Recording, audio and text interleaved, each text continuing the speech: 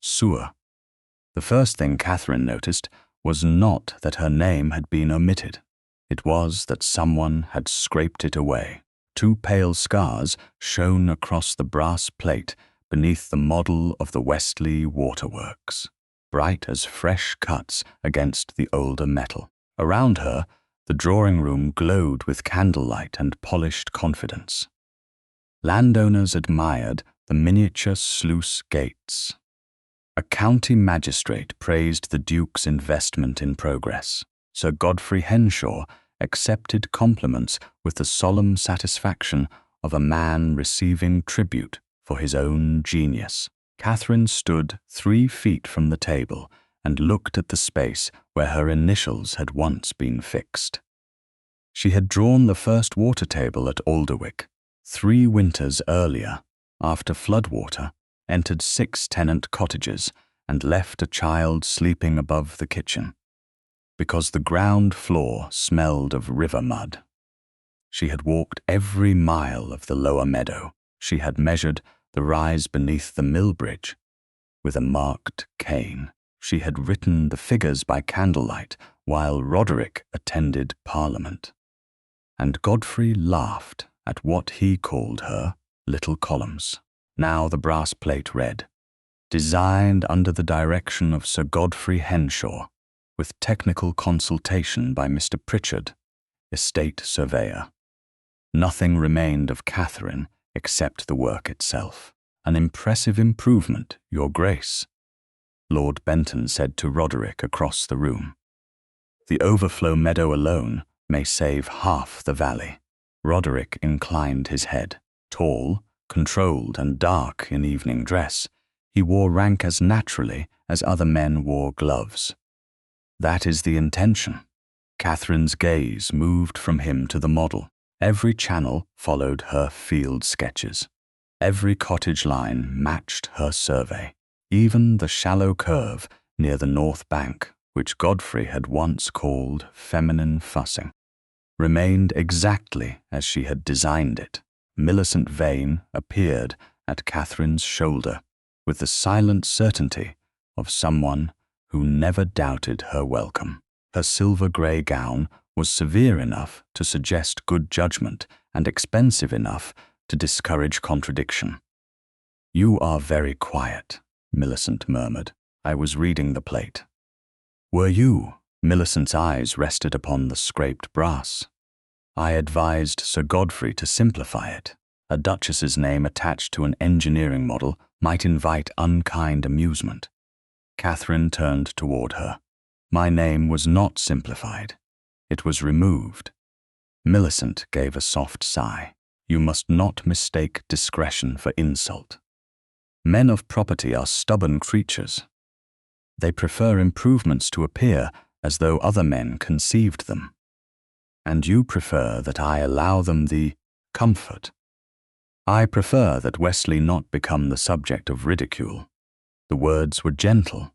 Their meaning was not. Catherine looked again at the model. A chain no longer than 8 inches hung beside the miniature main sluice. Small enamel markers identified the counterweights in sequence: W12, W13, W14, W15, W16. Then another marker, painted a deep cobalt blue, hung beneath the last. W17. Catherine's breath slowed. There had never been a 17th weight. She reached across the table. "What are you doing?" Millicent asked.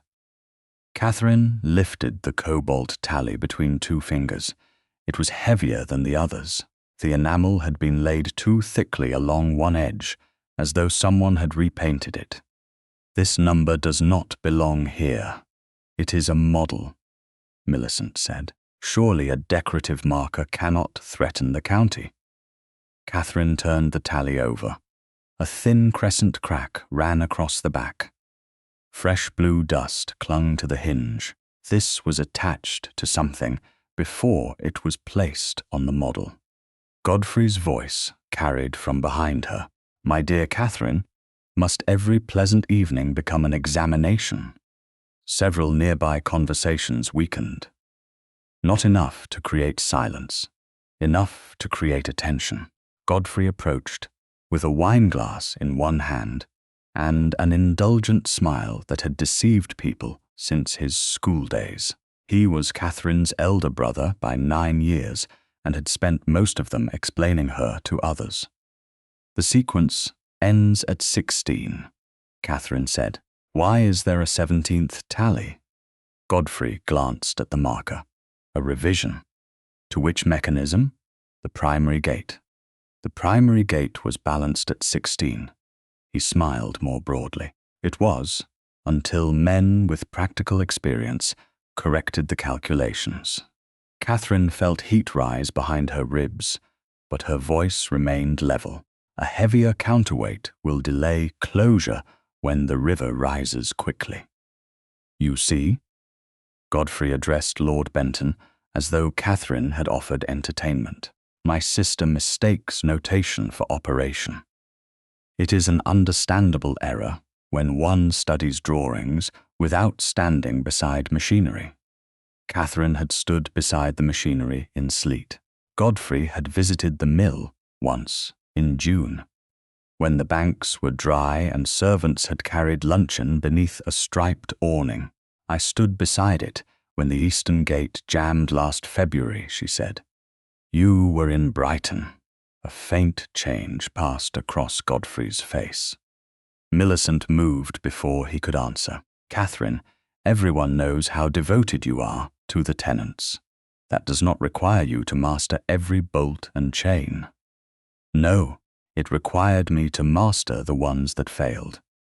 A few guests had stopped pretending not to listen. Catherine could feel their interest settling upon her shoulders. Society forgave a woman for being ignorant. It often forgave her for being charming.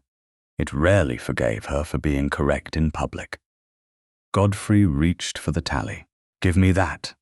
Catherine shifted it out of his grasp. "Not until I know where W17 came from. It came from the revised specification. Show it to me." "This is neither the time nor the place." "Then why is the model here?" His smile vanished. "Because the Duke is presenting an improvement, not inviting his wife to cross-examine its makers." Catherine heard the insult beneath the family familiarity.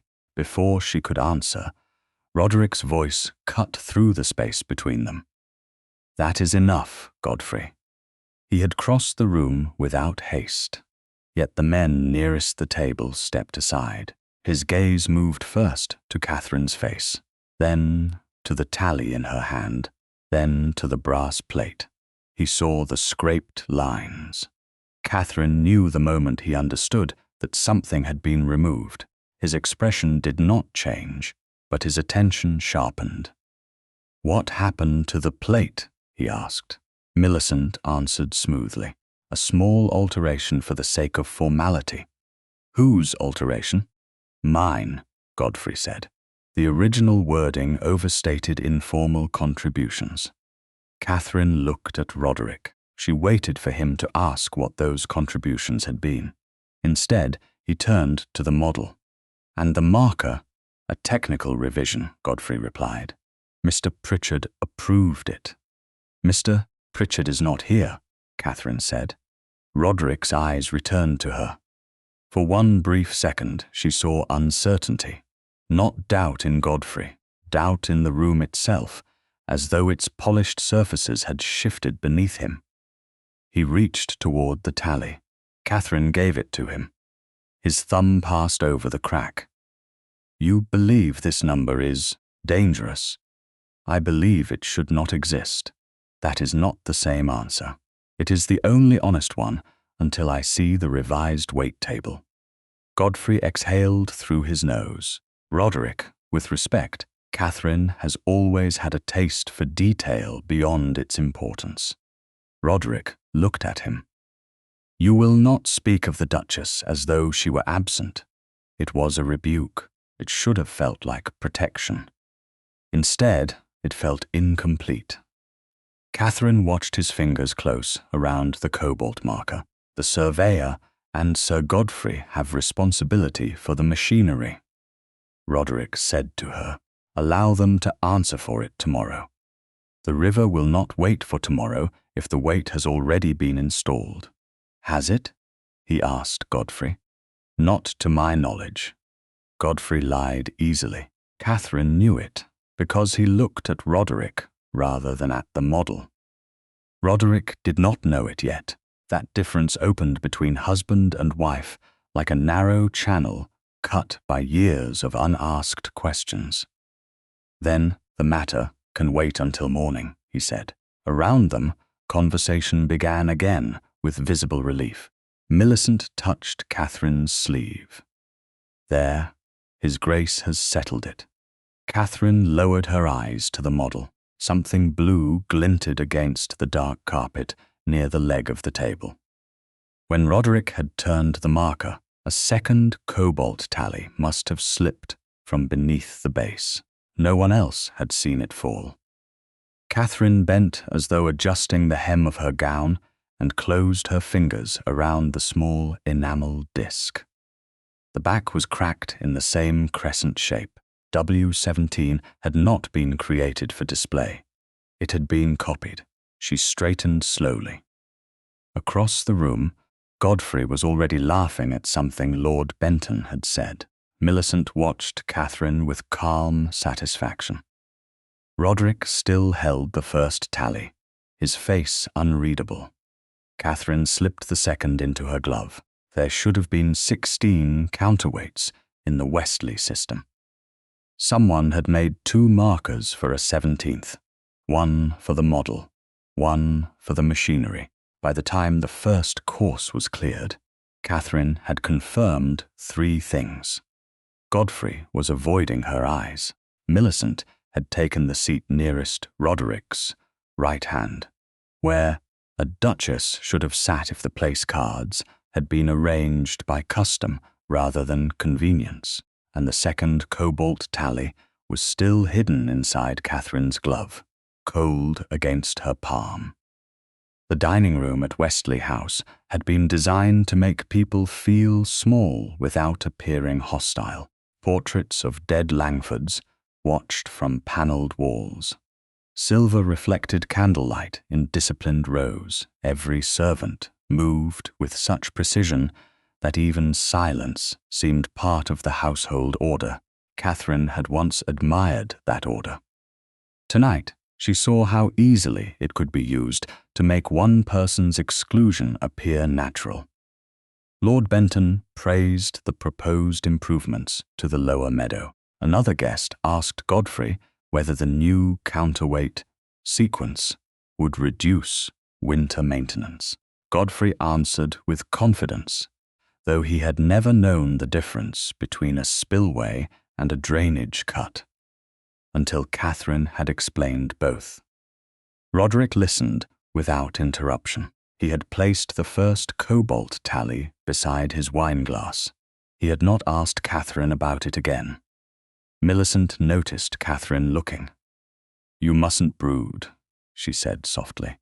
"It encourages people to imagine injury where none was intended."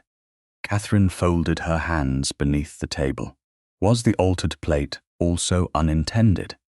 Millicent's smile did not move. "You place too much weight upon recognition, only when someone else removes it." Across the table, Godfrey raised his voice just enough to draw the company. "His Grace has been generous in allowing family enthusiasm to shape the early stages of the project. Of course, once work reached the mechanical phase, professional judgment had to prevail." Catherine looked at him. Professional judgment produced a 17th counterweight. Conversation thinned. Roderick set down his glass. "Catherine." His tone was quiet, which made the warning clearer. "I asked that this wait until morning. You asked because Sir Godfrey said the weight had not been installed." Godfrey leaned back. "I said not to my knowledge." "That is not the same as saying it was not installed." A faint flush appeared along his collar. Millicent reached toward the papers beside her plate. "Perhaps this will settle the matter." She unfolded a single sheet and passed it to Roderick. Catherine recognized the handwriting at once, her own. It was a field note written during the spring inspection, when the eastern channel had flooded after a fallen branch blocked the gate. Roderick read the first lines. His expression hardened. You recommended an additional weight? No. Catherine kept her voice steady. I recommended an emergency overflow release if the main gate failed. The note refers to supplemental balance. For the manual release arm, not the primary sluice. Godfrey gave a weary laugh. This is precisely the difficulty. Catherine writes in fragments, then objects when trained men interpret them. You copied one sentence from 6 pages because the other 5 were speculation. Catherine turned to Roderick. Ask for the complete note. Millicent rested her fingertips on the table. I am afraid the remaining pages were misplaced during the transfer to the surveyor. Misplaced by whom? Must every household error become an accusation? Millicent asked. Roderick's gaze moved from Millicent to Godfrey, then back to Catherine. Did you authorize any alteration to the counterweight sequence? No. Did you recommend a 17th weight? No. Did you write this? I wrote the words. I did not give them the meaning being placed upon them. Godfrey shook his head. There, Roderick, you see the problem. Catherine felt every face at the table turn toward her without turning openly. Pity was beginning to gather. Pity was worse than disbelief because it let people feel kind while they dismissed her. The problem, she said, is that the model contains a copied tally for a component that should not exist, and no one here will answer where it came from. Roderick's jaw tightened. Enough. The word struck the table more sharply than a raised voice would have done. Catherine looked at him. Have you seen my original water tables? No. Have you seen the revised specification? Sir Godfrey has. That was not my question. One of the older guests lowered his eyes. Millicent's expression softened into practiced concern. Catherine, perhaps you are overtired. Catherine did not look at her. Roderick, have you seen either document? He held her gaze. For an instant, she believed he might answer honestly and let the room bear the discomfort of it. Then pride entered where trust should have been. The work has been reviewed by men qualified to judge it, and I am qualified only to be silent beside it. That is not what I said. No, you have been careful not to say it. Godfrey muttered, this is becoming unseemly. Catherine heard the word and understood its purpose. A man could steal credit, alter a design, and produce a dangerous mechanism. A woman became unseemly when she refused to let him do it politely. Roderick's eyes went cold. You will not continue this discussion at my table. Catherine's fingers closed around the hidden tally. The river will not respect your table. A small sound came from someone near the foot of the room. Not laughter. Alarm. Roderick rose. Everyone else became still. You may leave. The words were spoken without heat. That made them final. Catherine looked at him across the length of white linen, silver, crystal, and the years she had spent learning how little space she was permitted to occupy within his life. Millicent lowered her eyes, but satisfaction touched the corner of her mouth. Godfrey looked relieved. Roderick looked as though he expected Catherine to obey, withdraw, and return when the room had forgotten the insult. The table, Your Grace, Catherine asked, or the place beside you? Something shifted in his face. He had not expected the question. No one moved. The servants stood against the wall, as if carved there. Roderick could have corrected himself. He could have said the dining room. He could have said they would speak privately. He could have said her name. Instead, he hesitated. It lasted no more than 2 breaths. It was enough. Catherine removed her left glove. The wedding ring caught the candlelight. She had worn it for 7 years. It had once felt heavy because of what it promised. Later, it had felt heavy because of what it failed to mean. She slipped it from her finger. Roderick watched the movement with sudden disbelief. Catherine walked around the table. No one stopped her. When she reached him, she placed the ring in his open palm and closed his fingers over it. Then keep the promise whose meaning you have chosen without me. His hand tightened. Catherine. It was the first time that evening he had spoken her name as though it belonged to a person rather than a difficulty. She met his eyes. You told me I may leave. I meant this room. You were given the chance to say so. He looked at the ring inside his fist. Do not turn anger into a decision you cannot recall. I am not angry. That was the truth. Anger would have been warmer. I am finished waiting for you to decide when my voice deserves to exist. Millicent rose halfway from her chair. Catherine, don't make a spectacle of yourself. Catherine turned to her. The spectacle was prepared before I entered the room. Godfrey's face paled. Roderick stepped forward, but Catherine moved back before he could reach for her. Tomorrow, she said, you may examine the machinery. Tonight, you may explain to your guests why the Duchess, whose work they praised, has left your table without her ring.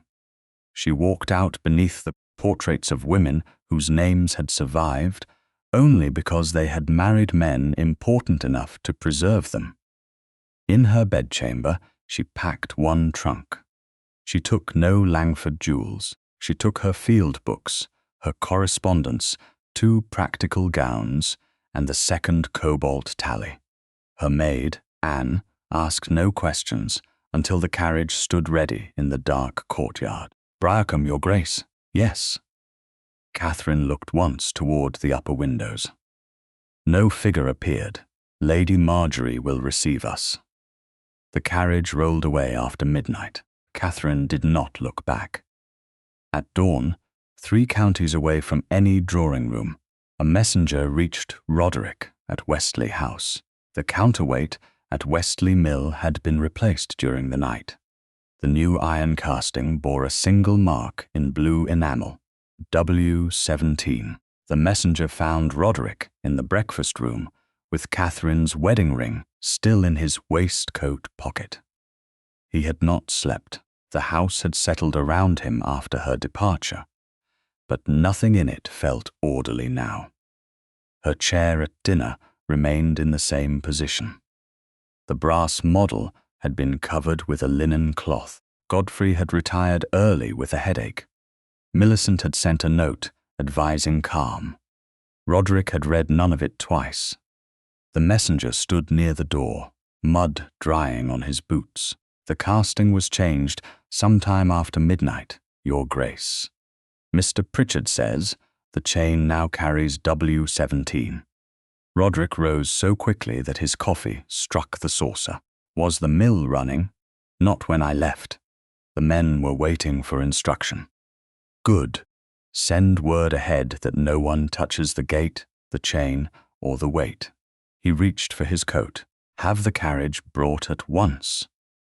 By the time he arrived at Westley Mill, morning mist still lay over the lower meadow.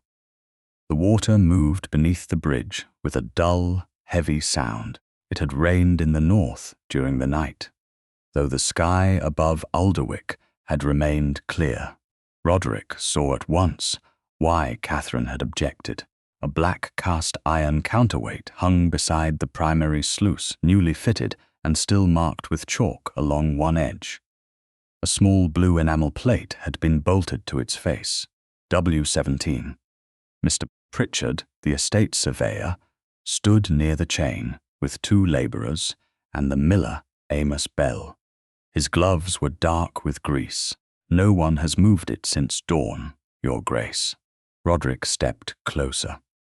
The new weight was larger than the others by several inches. Who authorized the replacement? Pritchard hesitated. The revised specification came through Sir Godfrey's office. Did you approve it? I approved an adjustment to the manual arm. Not this. Roderick turned. Then why is it here? The instruction bore my initials. Were they yours? Pritchard's face tightened. They resembled mine. Amos Bell removed his cap. Begging pardon, Your Grace, but the wagon came after 11. Sir Godfrey's clerk said the work couldn't wait. Did you see the clerk? No, Your Grace. The driver carried the paper. Roderick looked at the chain. Catherine had warned him before an entire table of witnesses, and he had treated precision as defiance. Show me the original drawings. Pritchard glanced toward the mill office. The final mechanical plans are there. The earliest tables are not. Where are they? Her Grace retained them. The answers landed harder than it should have. Roderick had spent 7 years assuming Catherine's papers were domestic notes, lists, charitable accounts, observations gathered to occupy a clever mind. Now men who worked machinery for a living stood waiting for figures only she possessed. Stop all work, he said. No testing, no removal, no alteration. Godfrey's voice came from behind him. That is unnecessary. He approached from the road on horseback, immaculate despite the wet ground. Millicent's younger footman rode several yards behind him. Roderick watched Godfrey dismount. You were told not to come near the machinery. I was told nothing. I came because this panic is becoming absurd. Godfrey gestured toward the weight. The casting was commissioned weeks ago. By whom? By the contractor. On whose authority? Mine, if you require a name. Catherine said the system ended at 16. Godfrey's expression changed only slightly. Catherine sketched a preliminary concept. This is the completed design. Why was her name scraped from the model? Because sentiment has no place on a technical plate. That was not my question. Godfrey looked past him toward Pritchard. You approved the revision. Pritchard did not answer. Roderick took one step closer to Godfrey. You will leave the mill. You will send me every specification, invoice, and instruction connected to W17 before noon. Until I have them, you have no authority over this project. Roderick, don't be theatrical. Do not mistake restraint for uncertainty. Godfrey's jaw tightened. He mounted without another word, but his eyes moved once toward the new weight, not with pride, with calculation. Roderick waited until he was gone, then entered the mill office. The brass model from Wesley House had been sent ahead for comparison. Its linen covering lay folded on a chair. He pulled the cloth away and examined the plate. In daylight, the damage was worse. 2 small screw holes marked where another strip of brass had once been fixed. Faint engraving remained beneath the scratches. C.L. Roderick stared at the initials. Catherine Langford. Pritchard stood behind him. Her Grace made the first field measurements herself. Roderick turned slowly. How much of the design was hers? The overflow meadow, the secondary channel, the cottage diversion, most of the water table. Why was I not told? Pritchard looked uncomfortable. I believed you knew. Roderick nearly laughed, but there was nothing amusing in the answer. He had not known because he had never asked. A servant could have told him which guests Catherine preferred at dinner. A secretary could have told him how many letters she sent each week.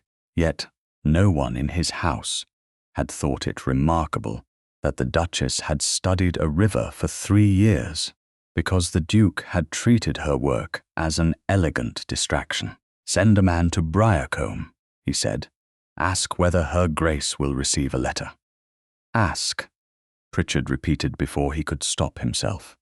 Roderick looked at him. Yes, ask.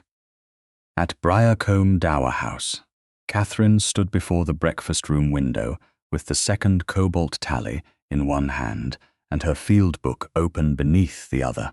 Lady Marjorie Pike sat nearby, reading letters with the patience of a woman who considered urgency a form of vanity. She had welcomed Catherine before dawn, ordered a room prepared, and asked only whether she needed a physician. Catherine had said no.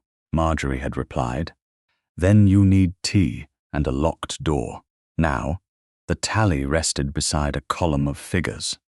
Catherine measured its diameter with a folding rule. The number W17 had been stamped over an older mark, not cast with it. Someone had created the identity after the component itself. "You have been awake for 24 hours, Marjorie said. 22. That correction proves my point. Catherine turned a page. The new weight is not merely heavier. If the pivot sits where I think it does, the gate will close several seconds too late under a fast rise. How many seconds? Enough. Anne entered with a sealed letter on a tray. "A rider from Westley, Your Grace." Catherine looked at the black wax. She did not reach for it at once. Marjorie watched her over the rim of her spectacles. "You are permitted to read a letter without forgiving the writer." Catherine broke the seal. Roderick's message was brief. W17 had been installed. Work was stopped. He requested the original tables and asked whether Catherine would receive him at a time of her choosing. There was no command to return, no accusation, no mention of the ring. Catherine read it twice. "He stopped the work," she said. Marjorie set down her letter. "That is sensible. It is late. Late sense is still more useful than early pride." Catherine folded Roderick's note. "The tables are not enough. I need to see the downstream markers." She crossed to the wall map and traced the river toward the tenant cottages. If someone intends to alter the system, the damage will not begin at the mill. It will begin where no guest at Westley House ever looks. Then, you will not go alone. I had no intention of doing so. Catherine asked Anne to prepare her plain wool gown and send for Mr. Hale, Marjorie's local steward. She would inspect the lower channel with witnesses, record every measurement, and send copies to 3 separate places. She would not allow anyone to call her memory uncertain again. Before leaving the room, she compared the cobalt tally with the written sequence one final time. 16 counterweights, 1 invented number, 1 duplicate marker. Outside, the river pressed steadily against its banks. By noon, Catherine stood beside a flood post half a mile below the mill and found fresh hammer marks in the wood. The old high-water line had been covered with dark paint. A new line had been cut nearly 4 inches higher. Someone was not only changing the machinery, someone was preparing to change the truth about how high the water had always risen. The paint on the flood post was still tacky beneath Catherine's thumb. Someone had raised the recorded high water mark by nearly 4 inches, enough to make future flooding appear ordinary and old warnings seem exaggerated. She wiped the dark stain onto a handkerchief and handed the post to Mr. Hale, Lady Marjorie's steward, who examined the fresh cut with a frown. "This wasn't done by weather," he said. "No," Catherine replied. "It was done by someone who expects the river to rise and wants the record prepared before it does." Anne stood a few yards away beside the carriage, her cloak pulled tight against the damp air. Beyond the post, the lower meadow sloped toward a cluster of tenant cottages. Smoke lifted from their chimneys. From this distance, they looked peaceful. Catherine knew how quickly that illusion could disappear. She walked toward the old overflow channel, following the line of flattened reeds. The channel had once cut a shallow path through the meadow, before curving toward a gravel bed downstream. It was meant to take excess water away from the cottages when the main sluice could not close fast enough. Now, mud and broken brush had been packed into the entrance. Someone had worked carefully. The obstruction looked natural until one noticed the straight edges beneath the reeds. Hale pushed the end of his cane into the bank. It struck timber.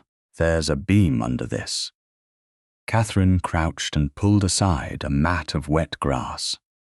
A squared wooden brace had been driven across the channel mouth, then covered with sod. This was not done by flood debris, she said. It was constructed. By whose order? Anne asked. Catherine looked toward the mill, half a mile upstream. That is what we will learn. A cart rattled along the lane behind them. Amos Bell, the tenant miller, sat on the front board with his cap pulled low. When he saw Catherine, he slowed the horse. His expression changed from surprise to unease. Your Grace. Catherine rose. Mr. Bell, I need to ask you about the secondary sluice. Amos glanced at Hale and Anne, then toward the road leading to the mill. I don't know much beyond my own wheel. You know whether the overflow channel was open last winter. It was, and now his grip tightened on the reins. Closed. By whom? Amos swallowed. Sir Godfrey's men. Hale stepped closer. When? 3 weeks ago. Catherine kept her voice calm. Why did you not report it? I did. To whom? Mr. Pritchard first, then Sir Godfrey's clerk. I was told the channel was obsolete and made the meadow unsightly. Catherine looked at the cottages again. Did you sign anything? Only the maintenance sheet. Was it complete when you signed it? Amos hesitated. That was answer enough. Mr. Bell, Catherine said, I am not asking to place blame upon you. I am asking because someone has altered the flood marks, blocked the emergency channel, and installed a weight that should not exist. His face lost color. The new weights on the main chain? Yes, then it will drag. How much? I can't say, but the gait was slow even before. A horse approached at speed from the direction of Alderwick. Amos looked over Catherine's shoulder and removed his cap. Roderick drew rein near the channel. Mr. Pritchard rode behind him. The Duke dismounted before the groom could reach his stirrup. His coat was damp at the shoulders, and mud marked one boot. Catherine had rarely seen him arrive anywhere without the appearance of complete control. Today, he looked like a man who had discovered that control had been built upon missing information. His gaze moved over the blocked channel, the altered flood post, and Amos's strained face. Then it settled upon Catherine. You found something. Several things. She did not call him Roderick. She did not call him Your Grace. The absence of address stood between them more sharply than formality would have done. Pritchard examined the timber brace beneath the sod. This channel was meant to remain clear. Amos nodded. Sir Godfrey's clerk said it wasn't needed. Roderick looked at him. You will write down exactly what was said and who delivered the order. Yes, Your Grace. No one will remove you from the mill or threaten your tenancy for doing so. Amos glanced at Catherine before answering. Thank you, Your Grace. Roderick turned to the flood post. Catherine handed him the stained handkerchief. Fresh paint. The original mark is beneath it. He looked at the dark smear, then at the higher cut. Prepared evidence. Prepared history, Catherine said. If the river rises after W17 is installed, this mark makes the danger appear normal. Pritchard straightened slowly. That means someone expects failure, or intends it, Catherine said. Roderick's expression hardened. We inspect the mechanism now. They returned to the mill together, though Catherine kept several feet between them. At the main sluice, the new counterweight hung motionless beside the chain. The river pressed against the gate with a low, steady force. Pritchard brought out the revised specification. Catherine unfolded her original tables beside it on a workbench. The difference was obvious. Her design called for 16 balanced weights and a manual release arm. The revision added W17 directly to the primary chain. "The pivot is wrong," she said. She traced the altered line with one finger. "The additional weight should not sit this far from the hinge." Roderick leaned closer. "What happens if it does?" "The gate closes later under a sudden rise. The river gains force before the mechanism answers. Then we remove it." "Not yet." His eyes lifted to hers. "Why not?" "Because if the chain is under uneven strain, releasing the weight without securing the gate may cause the arm to swing." Pritchard studied the housing. "She's right." The words were simple. Their effect was not. Roderick stepped back at once. "Tell me what is required." Catherine looked at the workers nearby. "Clear the platform. Secure the gate from both sides. Loosen the lower coupling before touching the upper chain. No one stands beneath the arm." Roderick turned to the men. "Do exactly as Her Grace directs." There was no hesitation. No correction added afterward. Catherine moved to the side of the housing and watched the labourers place the braces. Roderick remained where she had told him to stand. When one man reached too quickly for the upper link, Roderick stopped him with a raised hand. "Wait for the Duchess." Catherine nodded once. "Now." The coupling shifted with a heavy click. Blue dust fell from the chain and settled across the iron plate beneath it. Catherine bent close without touching it. The colour matched the cobalt tally inside her pocket. "This marker was attached here," she said. The enamel rubbed against the link. Pritchard peered at the metal. Then the model tally was not merely copied from a drawing. No, it was copied from this mechanism. Roderick looked at the chain, then at Catherine. "You were right." She held his gaze. "About the weight. About more than the weight." The apology was near. She could hear it in the restraint of his voice. She did not rescue him from having to say it. Roderick glanced toward the workers, then toward the open mill yard. "I should have examined the documents before I judged you." Catherine folded her tables. "Yes. I should not have allowed your name to be removed." "No. And I should not have spoken to you as I did." "No." The word left her softly. It carried more weight than anger. He took the scraped brass plate from inside his coat and held it out. "This belongs to you." Catherine did not take it. "It belonged on the model. I will have it restored." Privately, his hand remained extended. "No." For the first time since dinner, something inside her eased, though not enough to be called trust. "Then restore it where it was erased." He lowered the plate. "Will you continue the inspection?" "For the cottagers." "Not for Westley. The cottagers are Westley. The difference is that they cannot afford your mistakes." The words struck him, but he did not defend himself. He only nodded. "What do you need?" "Independent records. Copies kept away from your household. Access to every instruction Godfrey issued. And no one removes this weight until I say it is safe." "You shall have all of it." Catherine looked at him. "Do not promise what you have not yet enforced." Roderick turned immediately to Pritchard. "Duplicate every specification and send one copy to Briarcombe, one to my solicitor in London, and one to the county office. No document leaves your custody without a written receipt." Pritchard inclined his head. "At once, Your Grace." Catherine saw then that Roderick could listen when he chose. The danger was that he had spent years choosing too late. A shout came from the yard. They turned together. Amos Bell had been waiting near the stable wall, but the place where he had stood was empty. His cart remained beside the lane. His horse was still tied to the rail.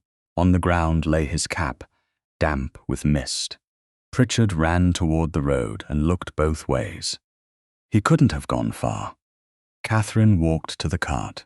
The maintenance sheet Amos had carried was missing from beneath the seat. Roderick's voice became quiet. Someone heard what he intended to say. Catherine looked toward the blocked channel and the river beyond it. Or someone was waiting to make certain he never wrote it down. Amos Bell had not vanished. He had left in fear. Catherine understood that before the first search rider returned. His cart remained at the mill. His horse had not been taken, and there were no signs of a struggle near the stable wall. A frightened man leaving under his own power would choose the footpath or the canal road. A man taken against his will would leave confusion behind. Amos had left intention. Roderick ordered 6 men to search the immediate grounds, but Catherine stopped him before he sent more. "You're looking too close." He turned toward her. "His cap is here," which means he wanted us to think he disappeared here. Pritchard looked from the abandoned cart to the canal lane. "Why would he do that?" Catherine opened the cart box. The maintenance sheet was gone, but a strip of coarse wrapping paper remained beneath the seat. It carried a dark smear of axle grease and one line of blue chalk. "Because he believed someone was watching him," she said. Roderick stepped nearer. "And you think he planned a route?" The old counterweights were moved by barge. If Amos wanted to follow the supply chain without being seen on the main road, he would take the canal path. Pritchard nodded. "There's an inn near Lower Beck where the bargemen stop." Roderick looked toward the stable. "I'll send men ahead." "No." Catherine folded the wrapping paper and placed it in her reticule. "Too many riders will frighten him farther away. He may be in danger. Then we should not arrive like a pursuit." Roderick's jaw tightened. Once he would have given the order and expected the world to rearrange itself around his certainty. Now he held the command behind his teeth. "What do you propose?"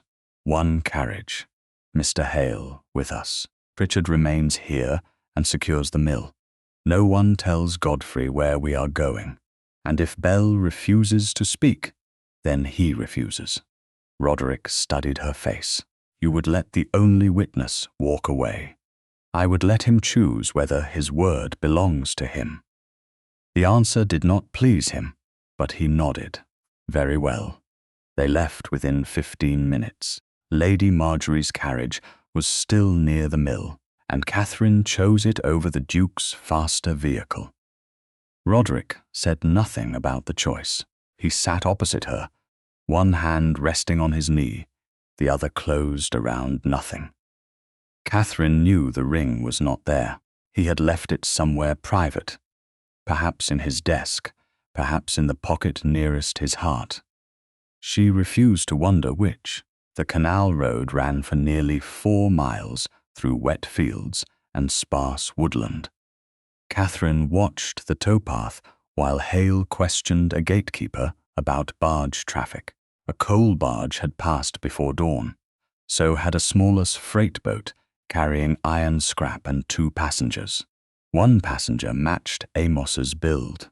The inn at Lower Beck stood beside a narrow stone bridge, its sign creaking above the door. Catherine entered first with Hale. Roderick followed several steps behind. Close enough to protect, far enough not to turn the room into an audience for ducal authority. Amos sat in a corner beneath a window, his hands wrapped around a cup he had not touched. He looked up and nearly rose. "Your Grace." Catherine took the chair across from him. "You left your horse. I know. Your wife will be worried." His face tightened. "She doesn't know where I am." "Then we should begin with that." She asked the innkeeper for paper and wrote a short, note in Amos's name, stating only that he was safe and would return before nightfall if he could. Amos signed it. Hale sent a boy toward the mill cottages. Only after the message had gone did Catherine ask, "Who frightened you?"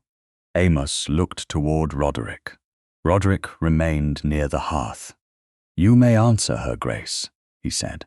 "I'm not here to put words in your mouth." Amos lowered his gaze. "Sir Godfrey's clerk came to me 2 nights ago. He said the new weight had proper approval. He told me to sign a maintenance sheet so wages could be released." "Was the sheet complete?" Catherine asked. "No." "Why did you sign it?" "Because 6 men hadn't been paid for a fortnight." Shame moved across his face. "I thought it was only a delay in the office." "And afterward?" "The clerk said I'd be held responsible if anything went wrong. He said the Duke wouldn't protect a tenant against his own family." Roderick went still. Catherine saw the words land, but she did not soften them for him. "Did the clerk name Godfrey?" she asked. "No, he didn't need to." Amos reached inside his coat and withdrew a folded note. "This came yesterday." Catherine opened it. The message offered Amos £40 and passage north if he left Kent before giving evidence. No signature appeared, but the paper bore the watermark of Godfrey's London stationer. "Why did you not take the money?" Roderick asked. Amos looked at him directly for the first time. "I almost did." His honesty changed the room. "Then I thought of the cottages. If that gate failed and I'd gone, everyone would say, 'The miller knew and ran.'" Catherine placed the note on the table. "You were afraid?" "Yes, Your Grace. Fear is not guilt." Amos gave a short, humorless laugh. "It feels close enough when a gentleman tells you your house belongs to him." Roderick moved from the hearth. "Your tenancy will not be touched. Your wages will be paid today, the men's wages as well." Amos glanced at Catherine before answering. "Begging pardon, Your Grace, but I don't want payment for speaking." "Nor should you." Catherine turned to Roderick. "The wages are already owed. They are not a reward." He understood the correction immediately. "They will be paid because they are owed," he said. "Your statement remains yours." Amos's shoulders lowered slightly. Catherine asked him to describe the night the weight arrived. He remembered the wagon had come from the West Road, not the Foundry Road. The driver wore no company badge. The clerk carried a blank sheet with Pritchard's initials already copied at the bottom.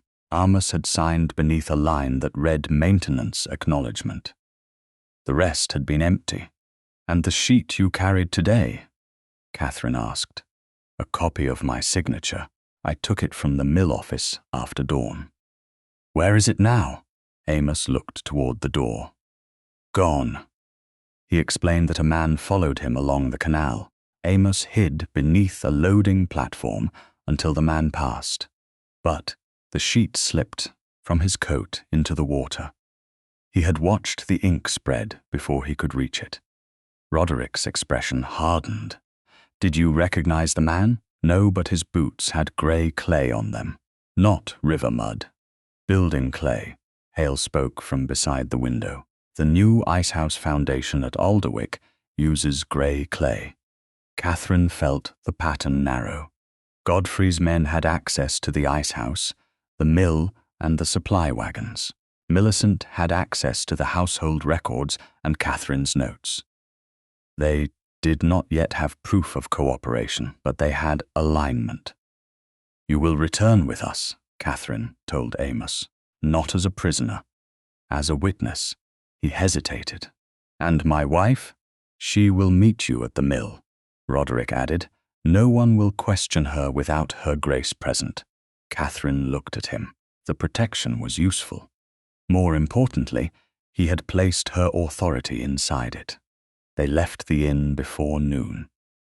Outside, the canal wind pulled at Catherine's bonnet ribbons. Roderick offered his hand at the carriage step. She looked at it, then placed her gloved fingers lightly in his. He did not close his grip. He only steadied her until she was seated. On the return journey, Amos rode with Hale. Catherine and Roderick sat opposite one another again. "You were right not to send riders," he said. "He would have run farther. Yes, you might occasionally allow a man the dignity of not hearing that word. Then do not give me so many chances to use it." A shadow of something almost warm touched his face, then disappeared. At the mill, Anne waited beside Amos's wife, Mary. Relief broke across Mary's features when the carriage stopped. Catherine stepped down and went to her first. "He is safe." Mary gripped her hands. "Thank you, Your Grace." He chose to come back. Catherine made certain Amos heard it. Later, when the mill office was secured, Pritchard brought them a new document. It had been delivered by messenger while they were away. At the bottom appeared Amos Bell's true signature. Above it, in carefully copied handwriting, stood an order authorizing the installation of W-17. The order carried Catherine's name, not merely her initials. Catherine, Duchess of Westley. Roderick read the false line once. Then again. "They are no longer trying to discredit your warning," he said. Catherine looked toward the river. "No, they are preparing to make the danger mine." By late afternoon, the false order had reached more people than the truth. Godfrey had sent a copy to the County Agricultural Committee, with a formal note expressing concern for the safety of the Westley improvements. Millicent had written to 2 women in London whose concern for propriety travelled faster than any railway timetable. Before sunset, Catherine's warning about W-17 had been transformed into a story in which an estranged duchess had interfered with machinery, frightened tenants, and forced the Duke into a public quarrel. Catherine read the committee's request for explanation in Lady Marjorie's morning room at Briarcombe. The letter was polite. That made it worse. Politeness could conceal a verdict more efficiently than cruelty. "They've already accepted the document as genuine," Marjorie said. Catherine placed the letter beside the cobalt tally and her field notes. "They've accepted that the signature is genuine, is it? Amos's is. Mine is copied. Can you prove that? Not yet." Marjorie watched her with steady grey eyes. "Then what can you prove?" Catherine looked toward the rain-dark window. "That the meadow will flood if the secondary channel remains closed." A messenger from the mill had arrived before breakfast with measurements from the upstream gauge. The river had risen 5 inches overnight. Another storm had crossed the northern hills. Water would continue moving south for hours, perhaps longer. Catherine unfolded a rough map of the fete grounds. The Westley Agricultural Fete was scheduled for the next morning on the ornamental meadow below Alderwick Hall. Hundreds of guests were expected. There would be livestock pens, demonstration tents, carriage lanes, and a temporary footbridge across the narrow channel. The committee had spent weeks arranging it. They would not surrender the event easily. "Roderick must move the fete," she said.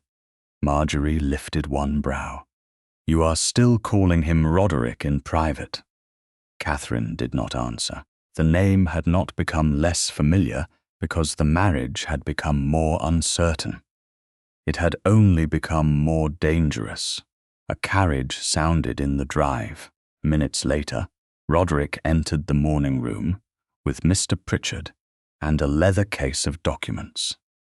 He had asked permission before coming. Marjorie received him with perfect courtesy and no warmth. "Your Grace." "Lady Marjorie." His gaze found Catherine immediately.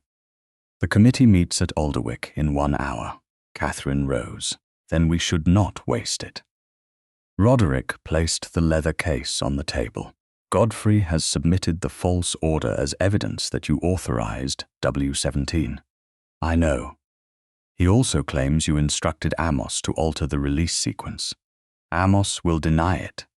He will, but the committee may still suspend him.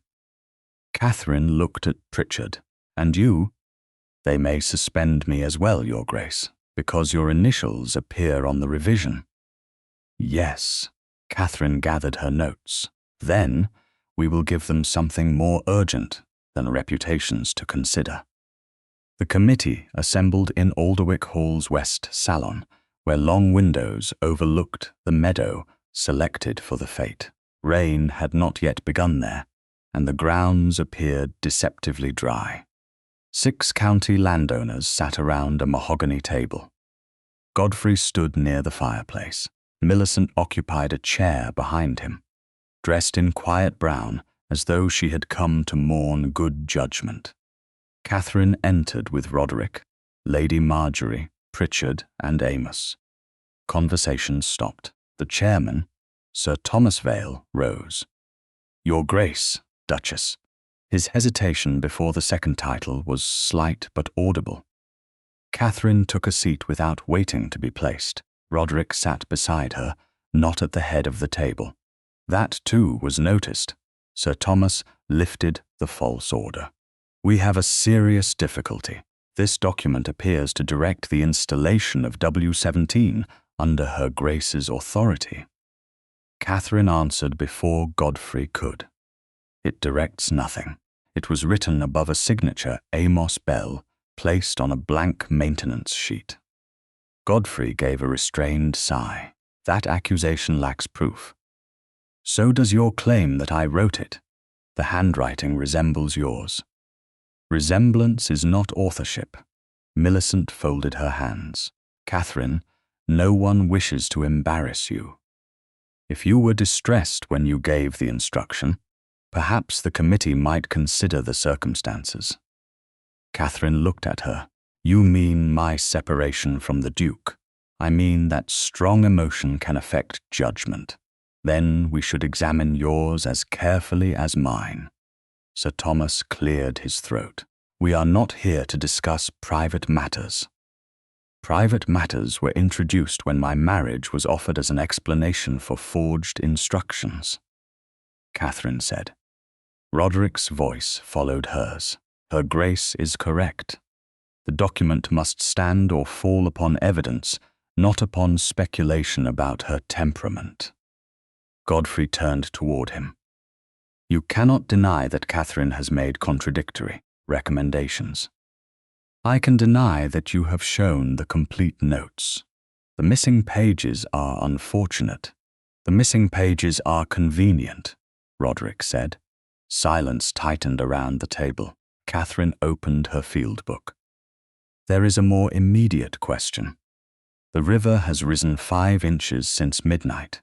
Upstream reports indicate continued flow. The fete ground lies below the main sluice and above the tenant cottages. If the secondary channel remains blocked, the ornamental meadow will take water first. If W17 delays the main gate, the cottages may take it next. One committee member frowned. The meadow has hosted events for 20 years, not with the emergency channel closed. Godfrey leaned forward. This is alarmism. Surface water after northern rain is common. Catherine turned the map toward them. Surface water does not reverse the mill wheel. A pressure rise does. Sir Thomas studied the map. What do you recommend? Move the fete to the upper pasture and open the secondary channel before dawn. The room reacted at once. One man complained about the livestock pens. Another mentioned the carriage approach. A third said invitations had named the lower meadow. Godfrey let the objections gather before speaking. Moving the event now would create panic and ridicule. It would imply the Duke has lost confidence in his own improvements. Catherine looked at Roderick. There it is. What? Sir Thomas asked. The actual measure being protected. Not the cottages, not the guests. his grace's appearance. "Move the fate," he said. Godfrey's head turned sharply. "You cannot be serious." "I am." Sir Thomas shifted in his chair. "Your Grace, hundreds of arrangements have already been made." "Then remake them." The firmness in Roderick's voice almost settled the room. Almost. Godfrey drew the false order from the table. "Before the committee abandons its plans, perhaps it should consider that the person urging relocation may have authorized the very mechanism she now condemns." Catherine felt the trap close. If the fate moved and nothing happened, Godfrey would call her unstable. If it remained and the meadow flooded, he would claim she caused it. Roderick saw it too. "We open the emergency channel tonight," Catherine said. "Then the question of motive becomes irrelevant." Godfrey shook his head. "Opening it will ruin the lawn and soften the carriage road. You would destroy tomorrow's event to prove your own prediction. I would damage grass to protect homes. There is no evidence the homes are threatened." Amos spoke from the wall. "There will be if the gate drags." Every face turned toward him. "I've worked that mill 12 years. If the main chain holds and the side channel stays shut, the water will go where it can." Millicent's voice was gentle. "Mr. Bell, you signed the maintenance order." "I signed a blank sheet because men hadn't been paid." "How convenient that you remember differently now." Amos's hands tightened. Catherine saw shame threaten to silence him. "He has nothing to gain by speaking," she said. "He has everything to lose." Sir Thomas looked toward the windows. "The sky is clear." Catherine rose and walked to the nearest pane. Far beyond the meadow, the mill wheel turned steadily. Then it faltered. One dark blade moved backward against the current before resuming its course. Catherine's pulse changed. "There," she said. Roderick came to the window. "What?" The wheel reversed. Godfrey laughed once. "From this distance? I know its rhythm." She turned from the glass. "The pressure is already wrong." Roderick looked at Sir Thomas. "The fate moves." The chairman hesitated. "By morning, perhaps we may know more." Catherine stared at him. "By morning, the guests will already be arriving." Roderick's expression hardened, but the committee began arguing over logistics, authority, and cost. The decision dissolved into delay. Finally, Sir Thomas proposed a compromise. The committee would inspect the meadow at dawn. Until then, no public announcement would be made. Roderick objected. Godfrey supported the delay with calculated calm. In the end, Roderick had the rank to cancel the event, but not the willingness to override every man in the room without further proof. Catherine saw the old weakness beneath the new effort. He believed her, but he still wanted the room to permit his belief. Outside the salon, he caught up with her in the gallery. "I will order the channel opened before midnight." "Then why didn't you say so in there?" "Because I need the committee to cooperate." "No, you need them to approve." "That is not the same thing." "It becomes the same thing when water is rising." He lowered his voice. "I am trying to prevent panic. Decide whether you trust the river or the room." She left him standing beneath the portraits. That night, at Briarcombe, Catherine placed the cobalt tally in the locked drawer of Anne's writing desk and made a careful sketch of the crescent crack. Before dawn, Anne woke her with a pale face and an empty hand. The desk had been opened without damage. The tally was gone. From across the valley came the mill bell. Once, twice, 3 times. High water. The third bell was still echoing when Catherine reached the lower meadow. Dawn had scarcely broken, yet the Westley agricultural fete was already coming to life beneath a sky the color of wet slate. Servants raised striped awnings. Stable boys led restless horses. toward the temporary pens. Carriages began to arrive along the east road, their wheels cutting dark grooves into the softened ground. No public announcement had been made. The committee had delayed, and the guests had come. Catherine stepped down from Lady Marjorie's carriage before the groom had fully lowered the step. Anne followed with her cloak gathered tightly. Hale rode behind them. From the mill came a deeper sound than the bell, a heavy mechanical groan that travelled through the damp air. Catherine looked toward the wheel. It turned once, slowed, then moved backward by half a blade. "The pressure's already against the gate," she said. Hale's face tightened. "Can it hold?" Not with W17 dragging the chain. Across the meadow, Godfrey stood beneath the largest marquee, speaking to Sir Thomas Vale as though nothing were wrong. Millicent moved among the arriving ladies with serene efficiency, directing servants and accepting praise for preserving the event, despite what she called unfortunate domestic agitation. Roderick was near the temporary footbridge, arguing with two committee members. He saw Catherine and left them at once. Mud darkened the edge of his coat. "The Channel crew went out before midnight," he said. "They found the release arm locked." "Locked by whose order?" "No order of mine." "And the key?" "Missing." Catherine looked toward the cottages beyond the lower bank. "Then we open it manually." Sir Thomas approached with Godfrey at his side. "Your Grace, before anyone destroys the grounds, we should establish whether the river is truly beyond normal measure." Catherine turned to him. "The flood marker was altered." "So you claim." Godfrey's expression carried grave concern. "And the cobalt tally has disappeared from Briarcombe." Catherine met his eyes. "You know it disappeared quickly." A brief silence followed. Godfrey recovered at once. Millicent received a note before dawn. Apparently, Lady Marjorie's staff reported a theft. No one at Briarcombe sent such a note. Millicent joined them, her gloved hands folded. "Catherine, don't let suspicion overcome reason. We are all trying to protect Westley." Catherine looked beyond her toward the mill. The wheel reversed again. This time the movement lasted longer. "Then begin by moving the guests." Sir Thomas frowned. "The water has not reached the tents." "It will." "Your Grace." One committee member called to Roderick. "The livestock judges are ready." Another carriage rolled onto the meadow.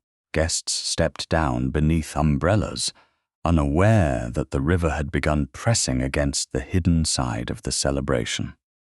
Roderick looked at Catherine. "How long?" "Minutes, perhaps half an hour. I can't be exact without seeing the gate." Godfrey gave a quiet laugh. "There. Even she admits uncertainty." Catherine did not look at him. "Uncertainty is why sensible men move people before they are forced to."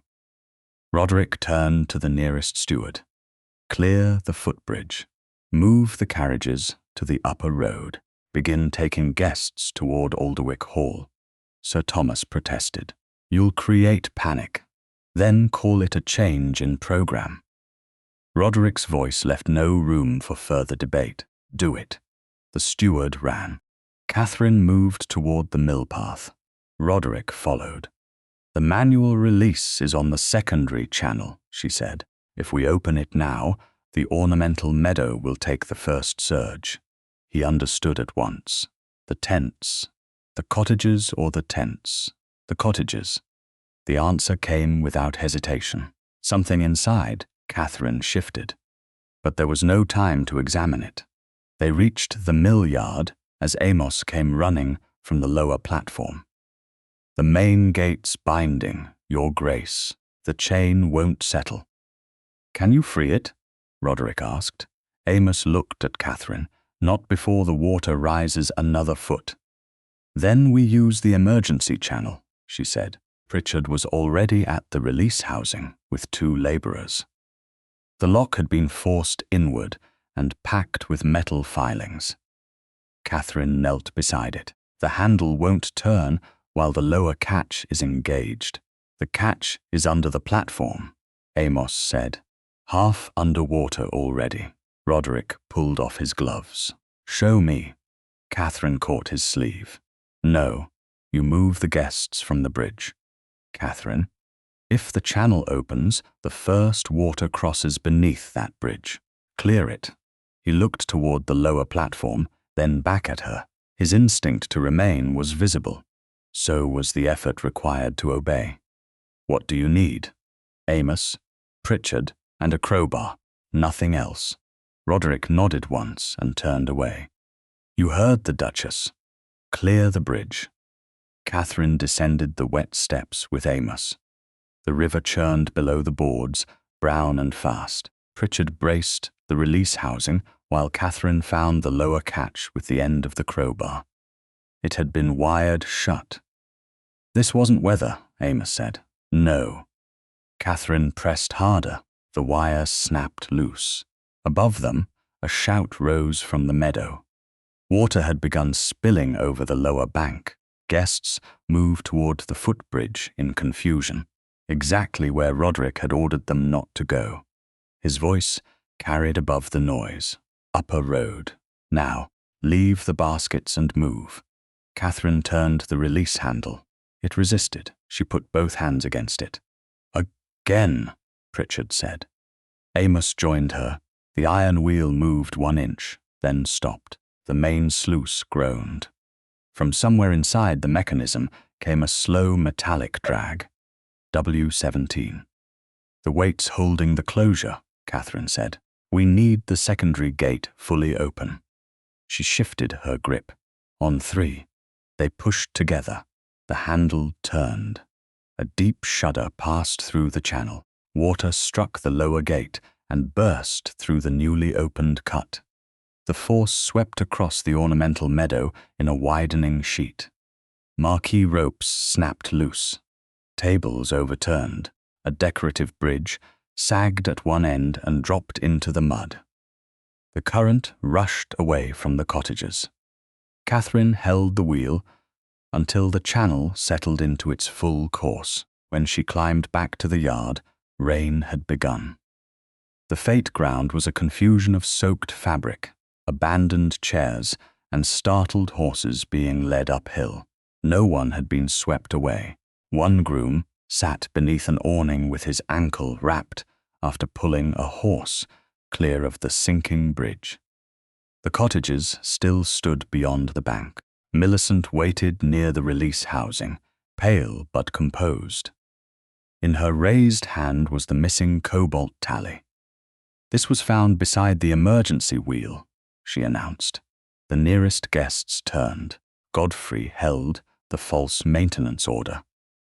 Her Grace brought the marker from Briarcombe, he said. She opened the channel without committee authority, after personally ordering W17 installed.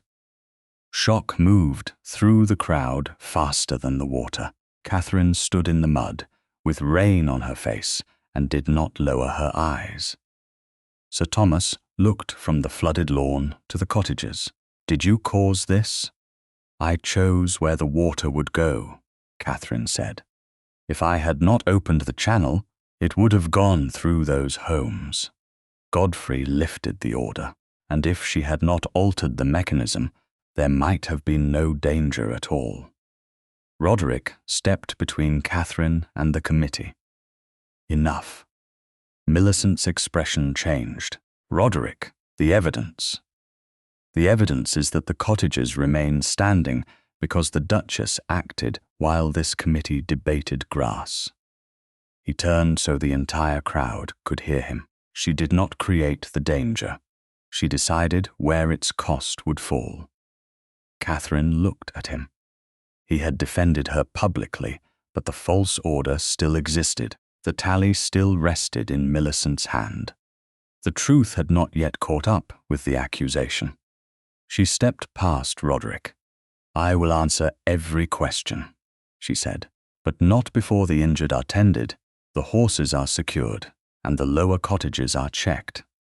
The firmness of her voice steadied the nearest workers. Amos moved first. Then Pritchard.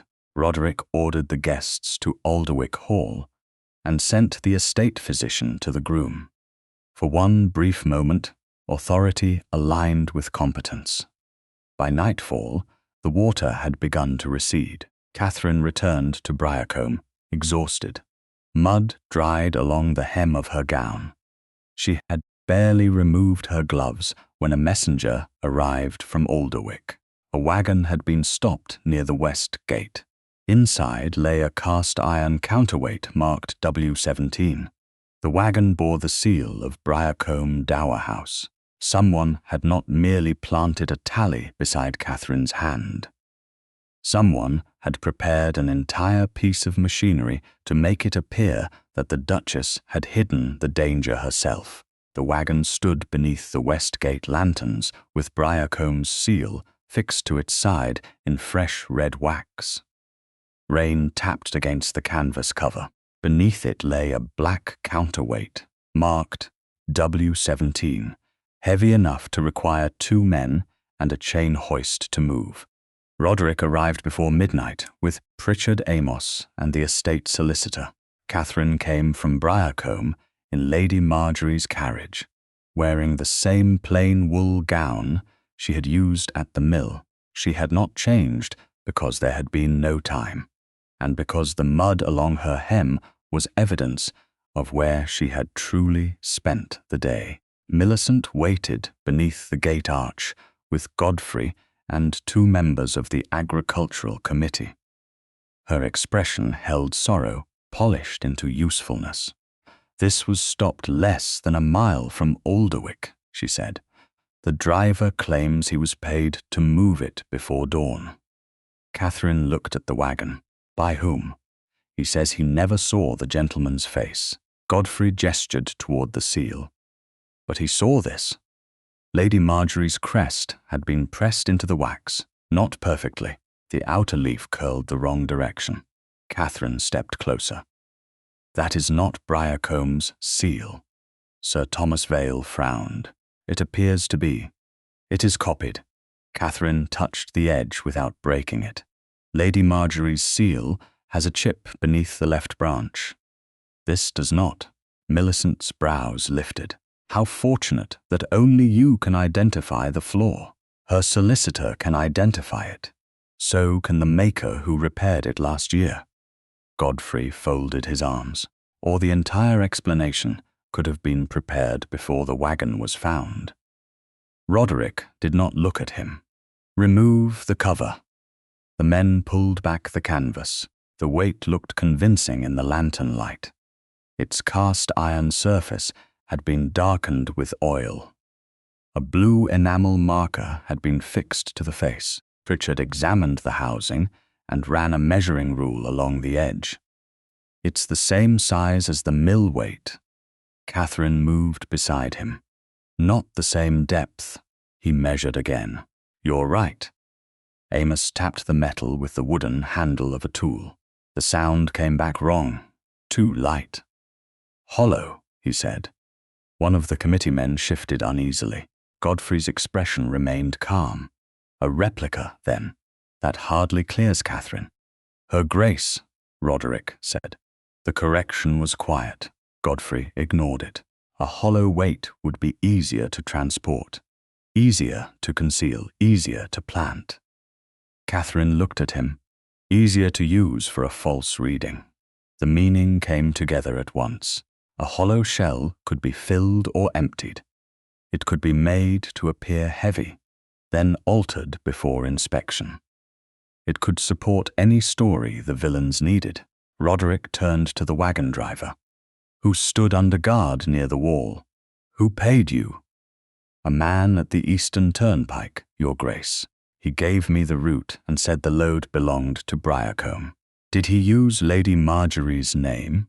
"No, only the house." "What did he look like?" "Tall, grey coat, clay on his boots." Amos looked at Catherine. Grey clay. The same trace linked to the new icehouse foundation at Alderwick. Godfrey's mouth tightened. Millicent saw it and spoke quickly. The ice house is used by half the household. This proves nothing. Roderick looked at the weight again. It proves enough to remove the wagon from public view and secure every component. Catherine's attention shifted toward the river. Even at this distance, she could hear the low rush beyond the fields. Rain had returned, steady and cold. The manual releases must remain open tonight. Roderick answered without hesitation. They will. Godfrey stepped forward. After what happened today, allowing anyone near the controls would be reckless. The meadow flooded because the emergency channel worked, Catherine said. The cottages remained dry because I opened it.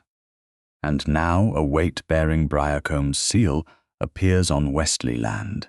A false seal. That is what you claim. Sir Thomas looked between them. Until this is resolved, perhaps every sluice should be locked and guarded. Catherine turned toward him. That would remove the only emergency route if the river rises again. It would prevent further interference. It would prevent intervention. Roderick's expression changed. Fear had entered the room disguised as order. Catherine recognized it before he spoke. "We lock the controls until morning," he said. She stared at him. "No, Catherine, another storm is moving, south, which is why the releases must remain usable. No one touches them until every mechanism has been inspected. You cannot inspect a river into waiting. I cannot allow a second act of sabotage, then place trusted men at the gates." Trusted by whom? The question came too quickly. It was not accusation. It was worse. It was doubt born from panic. Catherine felt the old wound open beneath the new one. By the people who know the machinery. The people who know the machinery are already divided because someone divided them. And until I know who, I will not permit access. Catherine stepped closer. If you lock the manual releases and the main gate binds, the cottages will have no relief channel. I will post guards. Guards cannot open a mechanism you have ordered sealed. Then they will break the locks if needed. After whose permission? Roderick's silence answered. His. Always his. Catherine lowered her voice. You are choosing control because you are afraid. I am choosing caution because lives may be at risk. Lives are already at risk. I will not gamble them on incomplete evidence. You gambled them yesterday when you waited for the committee. The words struck him. Everyone heard them. Millicent looked down to conceal satisfaction. Roderick's face hardened, not with anger, but with the effort not to retreat into rank. The gates will be secured tonight. Catherine looked at him for a long moment. Then do not use my name when the water rises. She turned to Pritchard. Record that I objected. Record the time. Record the river level.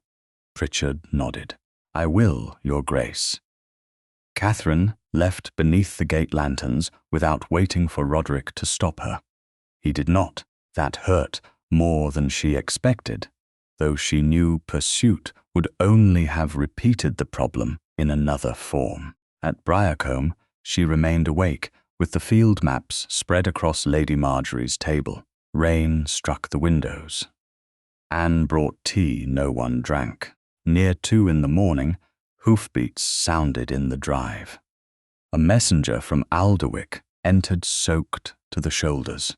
The seal on the wagon was cut from an old grain crate behind Briarcomb's south barn, he said. Mr. Hale found the missing corner. Lady Marjorie's mouth thinned. So they stole wood bearing my mark? Catherine asked. And the weight? Mr. Pritchard opened it. Hollow shell. Sand packed inside removable panels. The deception was now visible. Roderick had enough proof to know the wagon had been planted. It did not erase his order. Another messenger arrived less than an hour later. This one carried a note in Roderick's hand. The locks had been removed. The manual releases were open. Guards had been reassigned to the Cottage Road and Mill Bridge. He had signed the revised order publicly before Sir Thomas and the committee members. Catherine read the message once. "He corrected it," Anne said softly. "Yes. Will you go back?" "Not tonight." Catherine folded the note. "He must learn that correction does not erase consequence." At Alderwick, Roderick stood in the rain beside the secondary sluice while workers broke the final seal from the release arm. He had not sent another letter. He had wanted to ride to Briarcombe and explain that the order had come from fear, not distrust. The distinction no longer seemed worthy of defense. Fear had done the same damage. Amos approached with a lantern. "The lower road is clear, Your Grace, and the cottages safe for now." Pritchard came from the wagon shed, carrying the Hollowwaite's blue enamel plate. "There's something else." He turned it over. Beneath the paint, a shallow groove had been cut around the back, wide enough to hold sand before sealing. It was made for adjustment. Roderick looked toward the dark river. To alter the reading during a demonstration. That's what Her Grace said. Roderick closed his eyes briefly. Yes, by dawn, the rain had softened. The channels remained open. No cottage flooded. At Briarcombe, Catherine received a leather folder delivered by the Westley solicitor. Inside lay a formal delegation bearing Roderick's seal. It granted Catherine full emergency authority over every sluice, gate, channel, and flood decision on Westley land, effective immediately and regardless of residence. There was no request for her return. No mention of forgiveness. Only one line in Roderick's hand beneath the legal text. "I should have trusted your judgment before the river proved it for you." Catherine read the delegation 3 times before she believed what it did not ask of her. It did not require her return to Westley House. It did not make her authority dependent upon Roderick's approval in each emergency. It did not confine her work to daylight, committee consent, or the presence of a male advisor. The document granted her full control over the sluices, overflow channels, floodgates, and emergency labor on Westley land whenever water conditions demanded it. The language had been written by a solicitor. The choice behind it belonged to Roderick. Lady Marjorie stood across the breakfast table with one hand resting on the back of a chair. "Well?" Catherine lowered the paper. "He has given me everything I asked for." "That was not my question." Catherine looked again at the final handwritten line. "I should have trusted your judgment before the river proved it for you. He has given it without asking me to come home." Marjorie's expression softened only slightly. "That is more difficult than giving it as a gift." "Why?" "Because a gift may be taken back when gratitude disappoints the giver. A right acknowledged is harder to reclaim." Catherine folded the document and placed it beside the cobalt sketch she had made before the tally was stolen. She had spent years wishing Roderick would see her work. Now that he had begun to see it, she feared how easily hope might disguise itself as forgiveness. "I need to know whether he means this when other men are watching," she said. Marjorie nodded. "Then ask him where it will cost him most." Roderick arrived at Briarcombe shortly after noon. He had sent notice ahead and waited in the hall until Lady Marjorie agreed to receive him. Catherine found him standing beside the drawing-room window, rainlight sharpening the tired lines around his eyes. He bowed to Marjorie, then to Catherine. He did not move closer. "You received the delegation." "I did. Is anything in it unclear? Only whether you will honor it." His gaze held hers. "I signed it." "You signed orders to lock the gates as well." The words landed cleanly. Roderick did not defend himself. Yes. Lady Marjorie took a chair near the fire and opened a book she did not intend to read. Her presence preserved propriety and denied privacy without intruding upon the conversation. Catherine remained standing. If another emergency occurs in front of the Agricultural Committee, and I give an order that contradicts yours, whose order will be followed? Yours. If Sir Thomas calls that humiliating, then he may endure the humiliation. If Godfrey claims I am acting from spite, he will be required to produce evidence. If Millicent says the duchy appears weak because its duke is obeying his wife, something passed through Roderick's face. Not anger, recognition. Then I will tell her that weakness was ignoring the person who understood the danger. Catherine watched him carefully. And if I never return to Westley House? He did not answer at once. This time, the pause did not feel like the one at dinner. He was not choosing the safer response. He was choosing the honest one. The authority remains yours. Even if our marriage does not, it is not a courtship gift. His voice was low. It is not payment for forgiveness. You earned it before I acknowledged it. Catherine looked down at the document. The paper did not tremble in her hand, but something inside her did. Why now? Because I used to believe responsibility meant keeping every decision within reach. He glanced toward the rain-dark garden. When I did not understand a danger, I tightened my hold. I called that protection. And now? Now I know a closed hand cannot receive instruction. The answer was imperfect. It was also his. Catherine moved to the table, where the brass nameplate lay wrapped in cloth. Roderick had brought it with him. The scratches remained visible across the surface. This still carries the damage, she said. I have ordered a new plate. With whose name? Yours. Only mine? He looked surprised. The design was yours. The workers built it. Pritchard corrected the mechanism. Amos understood the mill's behavior before any committee member did. Roderick nodded. Then all names that belong there will be included. Catherine looked at him. You did not ask whether that would make the plate too crowded. I have begun to distrust empty space. A breath of warmth moved through her before she could stop it.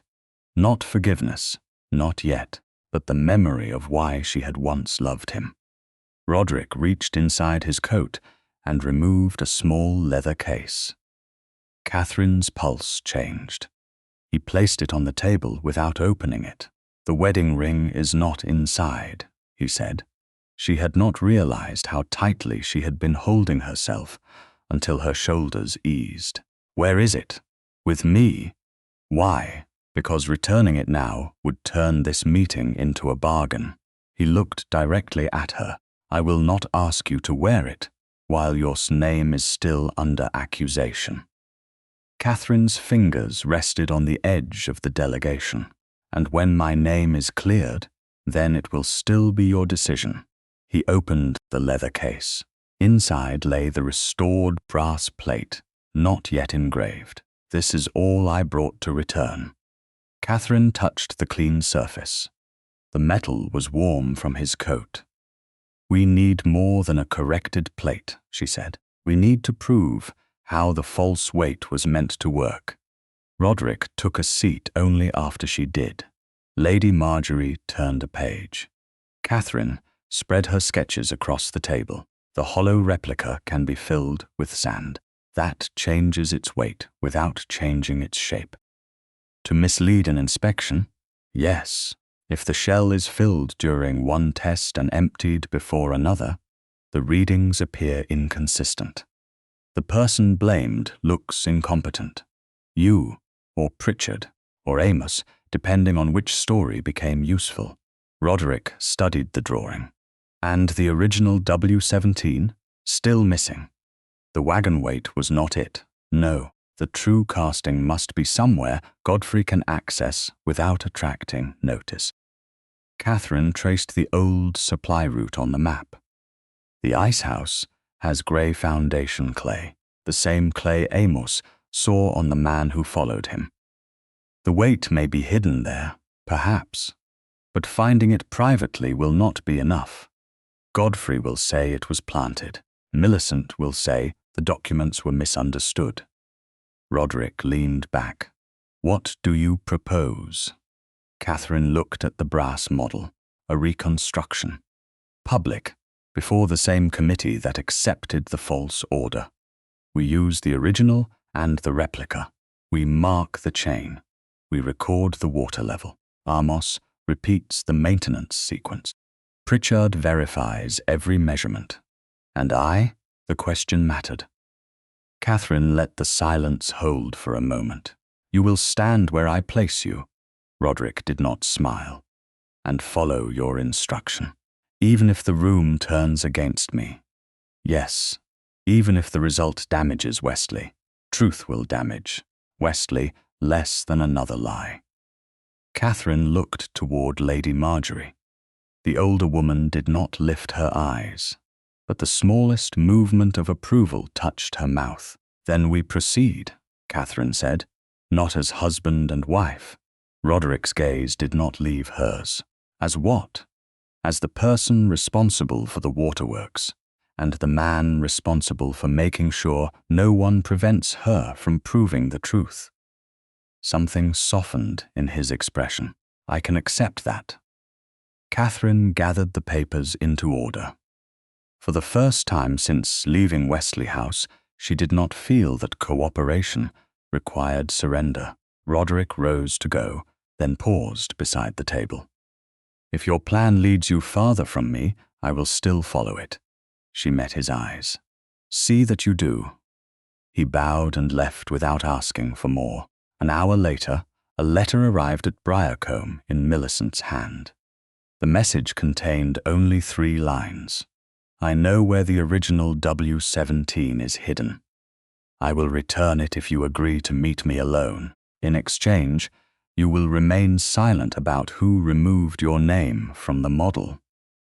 Catherine read the letter once, then carried it to Lady Marjorie. "She thinks I still want my name badly enough to trade someone else's safety for it." Marjorie closed her book. "Do you?" Catherine looked toward the window, where the river moved beyond the trees, high but contained. "No." She folded Millicent's letter and placed it beside the delegation. "But I do want to know where she expects me to go." Millicent chose the conservatory at Briarcombe because it looked private without being improper. Glass walls held the pale afternoon light, and every word spoken inside could be seen from the morning room, where Lady Marjorie sat with the door open and a book resting unread in her lap. Catherine had answered the letter on her own terms. She would meet Millicent. She would not meet her alone.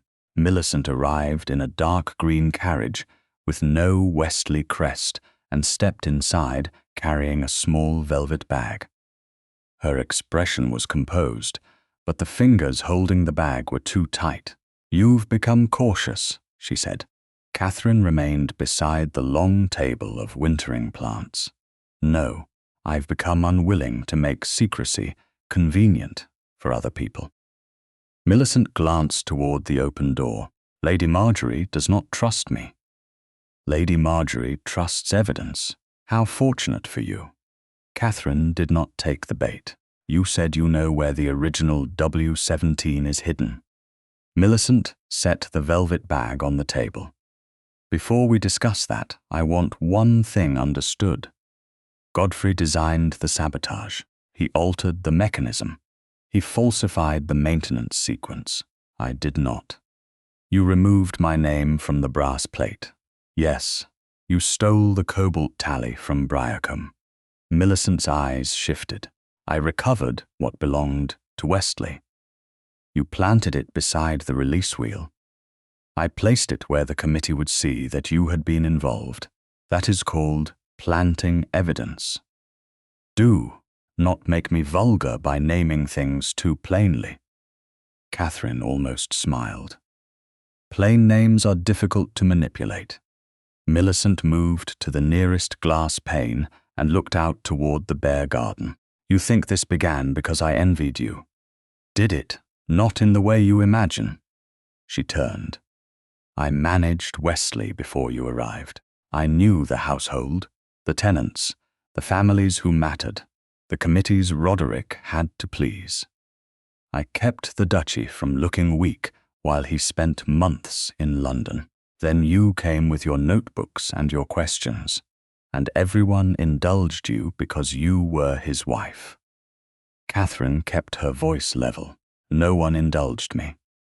You were allowed to wander fields and advise men who had worked there all their lives.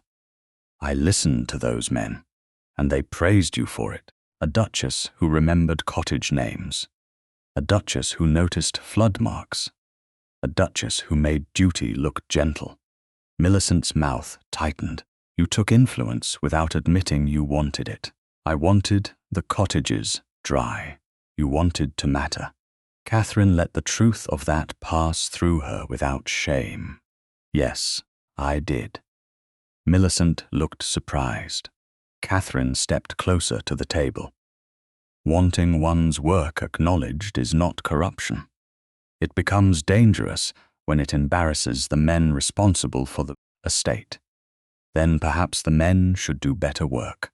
Millicent's composure cracked for one brief second. You see, that tone, that quiet certainty. You made Roderick look negligent merely by noticing what he had missed. He was negligent.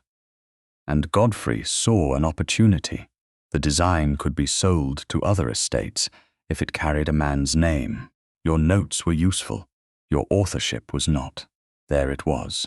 Not merely jealousy, profit. Catherine looked at the velvet bag.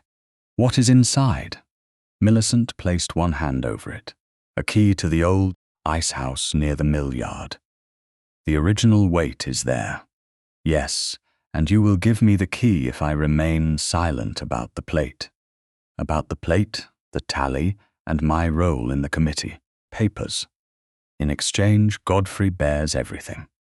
He planned the dangerous parts. You made them believable. Millicent's face hardened. I protected Wesley from ridicule. You protected your place inside it. There is no difference for a woman like me. Catherine looked at her carefully. There is always a difference between survival and choosing who pays for it. Millicent pushed the velvet bag toward her. Take the key. Give the committee the weight. Blame Godfrey. Your name will be restored. Roderick will beg you to return. Everyone receives what they want. Catherine did not touch the bag. The surveyor loses his reputation. He is replaceable. Amos carries the suspicion. He is a tenant. And you think that makes him expendable? I think Wesley cannot be saved by sentiment. Catherine heard the same logic that had shaped her marriage. Rank above voice, appearance above truth, control above trust. She drew the velvet bag toward her, opened it, and found a small iron key inside. I will take this. Millicent exhaled. Then we understand one another. No, we understand you. Catherine looked toward the morning room door. Lady Marjorie, please ask Mr. Hale to come in. Millicent went still. Hale entered with the Briarcombe steward and Roderick's solicitor behind him. Both had heard enough. Catherine placed the key in the solicitor's hand. Record that Lady Millicent Vane offered this key in exchange for silence about evidence she removed and planted. Millicent's face lost color. You deceived me. I required a witness. You will regret humiliating me. You mistook accountability for humiliation long before I entered this room.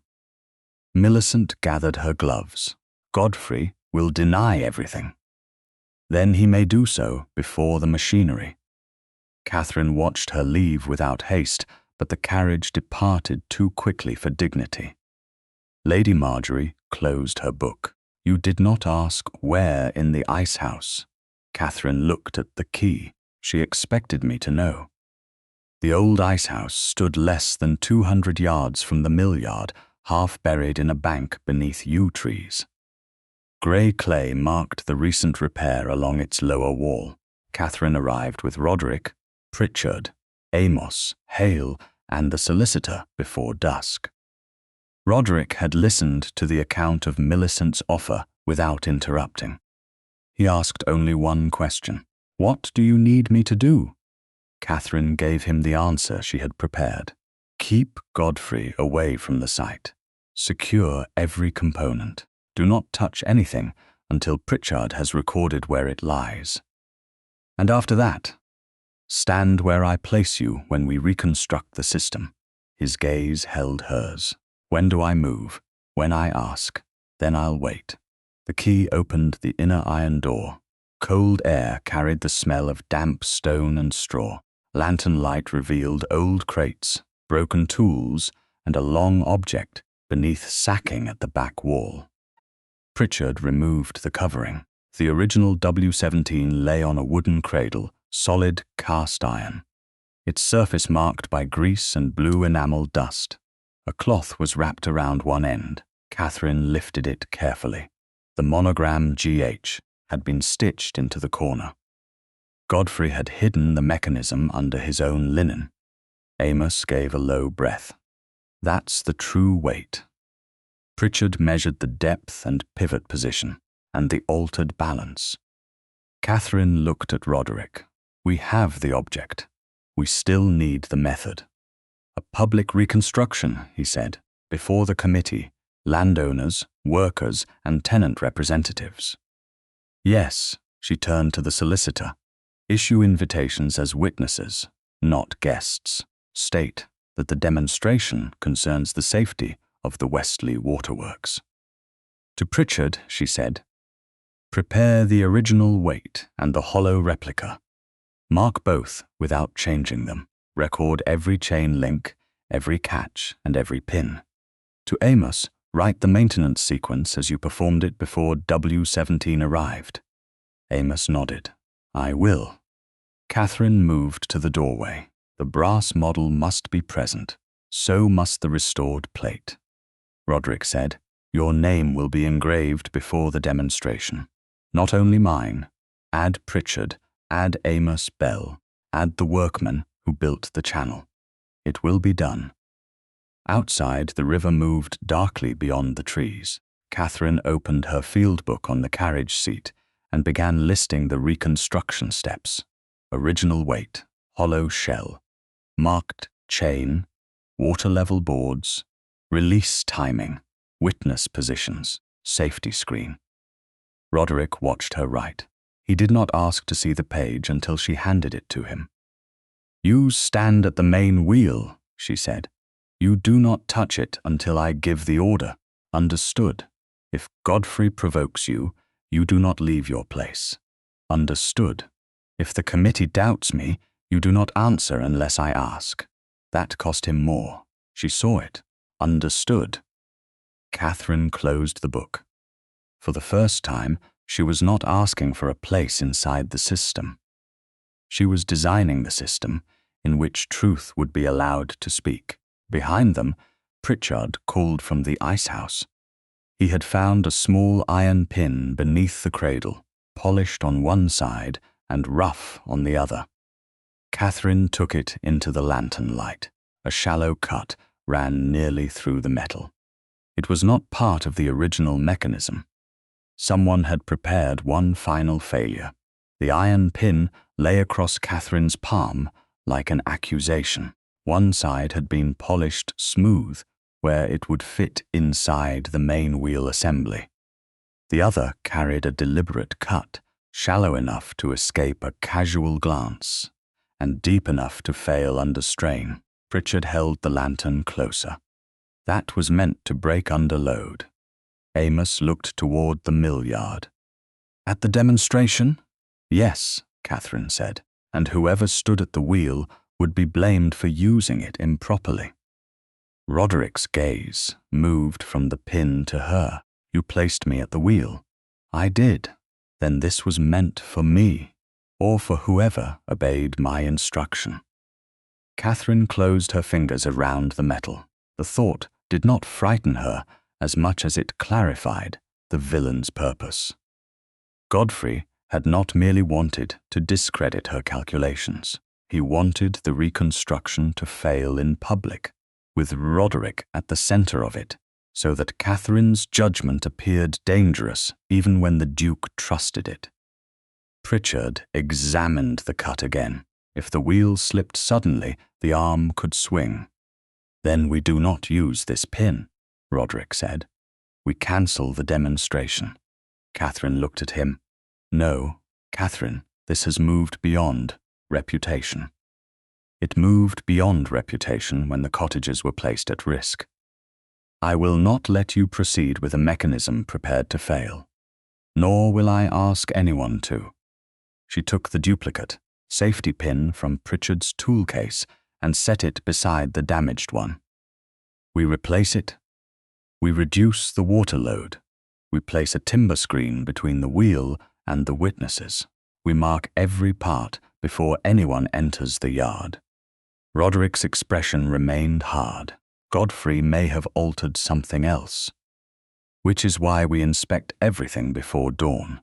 And if we miss one piece, then we stop. Catherine's voice softened, not in surrender but in precision. The trust I asked from you does not require recklessness. It requires that you do not seize command simply because fear has returned. He went still. The words reached the wound beneath his authority. Roderick looked toward the dark outline of the mill. I thought standing at the wheel was how I proved I trusted you. No, you prove it by standing where I place you and by accepting when I change the plan. He looked back at her. Then change it. Catherine nodded to Pritchard. Fit the duplicate pin. Record the damaged one.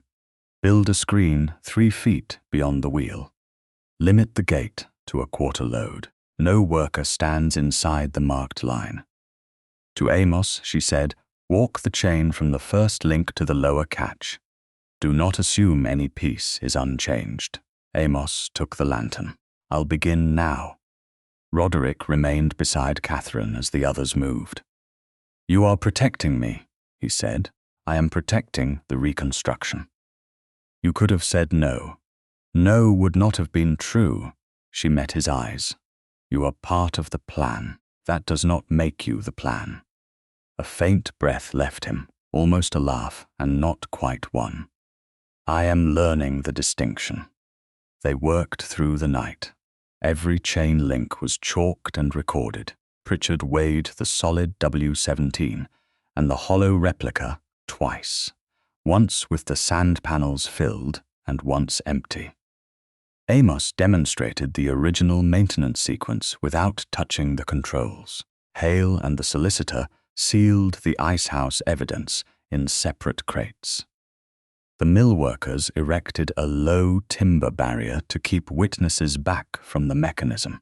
Before sunrise, Catherine walked the entire route alone, with Anne several steps behind her.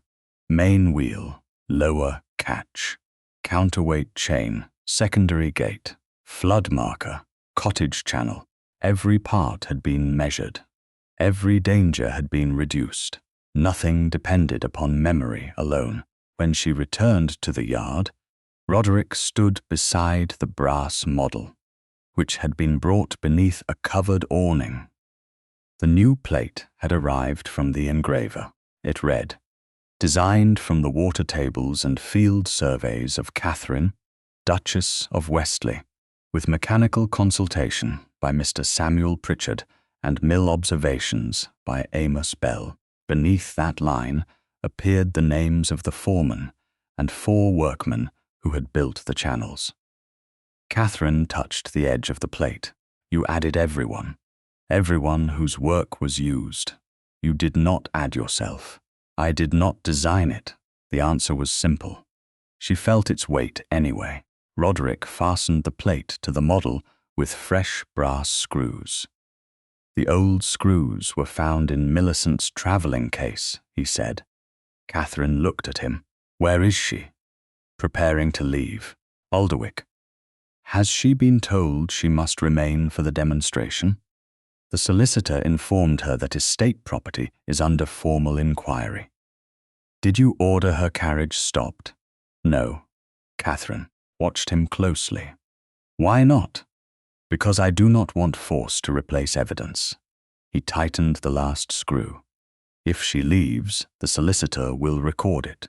If she remains, she will answer. Catherine saw the restraint in the choice. Old Roderick would have closed the gates and called it protection. This Roderick let consequence approach without pretending possession was justice. And Godfrey? She asked. He arrived an hour ago. He claims he came to clear his name. He came to see whether the pin breaks. Then he will be disappointed. A worker approached, carrying the damaged pin in a sealed cloth. Your Grace, the saw marks match the fine-toothed tool from Sir Godfrey's travelling case. Catherine turned. Was the tool marked? Yes, Your Grace. G.H. Beneath the handle. Roderick's jaw tightened. Keep both together under the solicitor's seal. The worker bowed and left. Dawn spread grey light over the yard. Carriages began arriving along the upper road. Sir Thomas Vale came first with 2 committee members. Behind them were county landowners, tenant representatives, and several guests who had witnessed the flood. Amos's wife stood near the mill cottage with other families from the lower bank. Catherine had insisted they be invited. The truth concerned their homes before it concerned any title. Godfrey entered the yard in a dark coat, composed and almost cheerful. He glanced at the restored plate, then at the solid W17 beneath the awning. His expression changed for less than a second. Millicent arrived separately. She wore pale grey and carried no reticule. Her eyes moved at once to the brass model. When she saw Catherine's name restored, something cold settled across her face. Sir Thomas approached the safety line. Duchess, I trust this demonstration will be brief. It will be clear, Catherine said. Brevity depends upon whether anyone interrupts it. Godfrey smiled. Surely questions are permitted. After each stage is recorded, he looked toward Roderick. You intend to let her direct the entire proceeding. Roderick took his assigned position beside the main wheel. I intend to follow the person who understands it. A murmur moved through the witnesses. Godfrey's smile thinned. Catherine climbed onto the raised platform where the original and hollow weights rested side by side. She waited until every conversation stopped. You have been told that W17 was an ordinary revision, she began. You have been told that I ordered it installed, then caused a flood to prove my own warning. Today, the machinery will answer those claims. She signaled to Pritchard, who opened the record book. Amos stood beside the chain. Roderick placed one hand on the wheel, but did not move it. Godfrey's eyes followed that hand. Catherine noticed. So did Millicent. No one touches a control until instructed, Catherine said.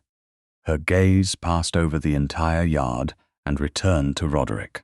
Not even his Grace. He met her eyes. Understood. Catherine nodded to Pritchard. Begin with the weights. The first scale was brought forward.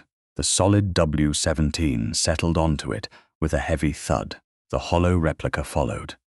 Sand shifted inside its concealed panels. Several witnesses leaned closer. Godfrey did not. He watched the wheel. Catherine felt the air tighten around the next step. The villains still believed something would fail. They did not yet know the damaged pin had been found. She stepped down from the platform and took her place beside the marked chain. Mr. Bell, prepare the maintenance sequence. Mr. Pritchard, record the water level. Your Grace, hold the wheel exactly where it is. Roderick's fingers remained still. Godfrey smiled again, too soon. Beyond the timber screen, the river pressed against the closed gate. Catherine raised her hand. Not yet. Everyone waited. Then, from beneath the lower platform, came the faint scrape of metal against metal. Someone had touched the hidden catch. The scrape came again from beneath the lower platform. Catherine did not lower her hand. "No one moves," she said. Amos froze beside the chain. Pritchard bent over the record book. Roderick kept one hand on the wheel and the other at his side. Then Millicent spoke from behind the safety line. "Godfrey, release the lower catch before the pressure builds." The words fell into the yard with the force of a confession. Godfrey turned toward her so sharply that his composure vanished. "Be quiet." Millicent's face changed. She had spoken from habit, not caution. Catherine looked at the witnesses. Sir Thomas Vale had gone still. The solicitor closed his hand over the sealed evidence packet. Amos stepped toward the platform edge. "The lower catch is hidden," he said. "Only someone who worked the altered sequence would know it had to be released first." Godfrey recovered enough to smile, or someone who heard the Duchess explain it. Catherine's voice remained calm. "I never explained the hidden catch in Millicent's presence. You cannot prove that. No, the machinery will." She nodded to Pritchard. "Record the interruption and the exact words used." His pencil moved at once. Catherine looked beneath the platform. A workman stationed near the lower channel raised his lantern. The hidden catch had shifted half an inch. Someone had tried to move it from the far side using a hooked rod. The rod lay in the mud, abandoned when Millicent spoke. Catherine turned to Godfrey. "You expected the damaged pin to fail when His Grace turned the wheel. When it did not, you tried the lower catch. Then remain where you are." She faced the scale. "Proceed." Pritchard called out the weight of the solid W17. Amos repeated it. The solicitor recorded it. Then they opened the concealed panels of the hollow replica. Sand poured into a marked tray. The shell became nearly 50 pounds lighter without any change in appearance. A murmur moved through the witnesses. Catherine lifted the cracked cobalt tally. This marker was attached to the substituted chain. Its crescent break matches the enamel fragment found in the link housing. Pritchard held up the fragment in a small glass vial. The edges aligned exactly. Godfrey's smile disappeared. Catherine turned to Amos. "Show the maintenance sequence as it stood before W17. Amos moved through the steps without touching the wheel. Open secondary channel. Check lower catch. Test primary chain. Confirm gate response. Record water level. Then Catherine had the solid W17 connected under reduced load. Pritchard marked the chain with white chalk. "Water level," she said. 4 feet 8 inches, he answered. "Your Grace, hold the wheel." Roderick's hand tightened slightly, but he did not move. "Mr. Bell, release the first control." Amos obeyed. The gate shifted. The added weight dragged the chain. The primary sluice answered late. Everyone heard it, a slow iron complaint followed by a heavy pause. Catherine watched the chalk mark. "Count," Amos began. 1, 2, 3, 4. The gate closed. Without W17, it should have taken less than 2 seconds. Catherine signaled Pritchard. Record 4. Then she had the hollow replica connected with its sand panels emptied. They repeated the sequence. The gate moved faster. Pritchard read the level again. The difference appeared ordinary until the 2 timings were placed side by side.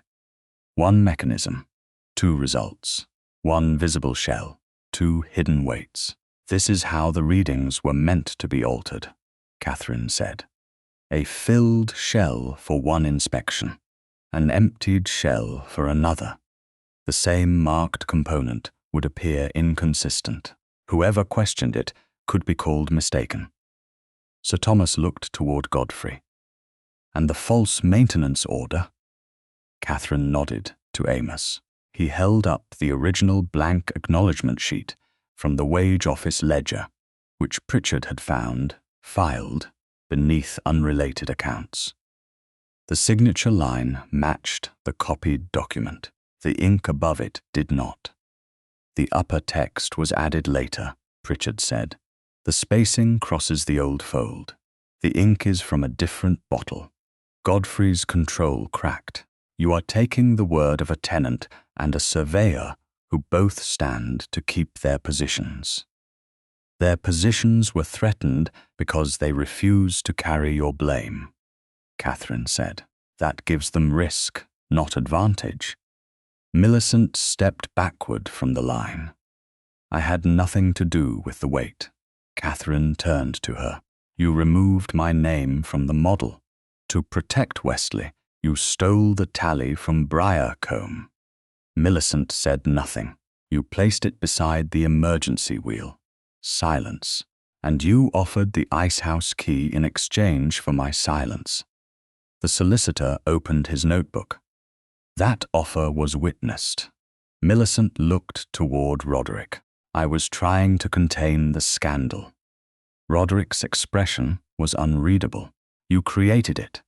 I protected your house by endangering its tenants and discrediting its duchess. She was making you look weak.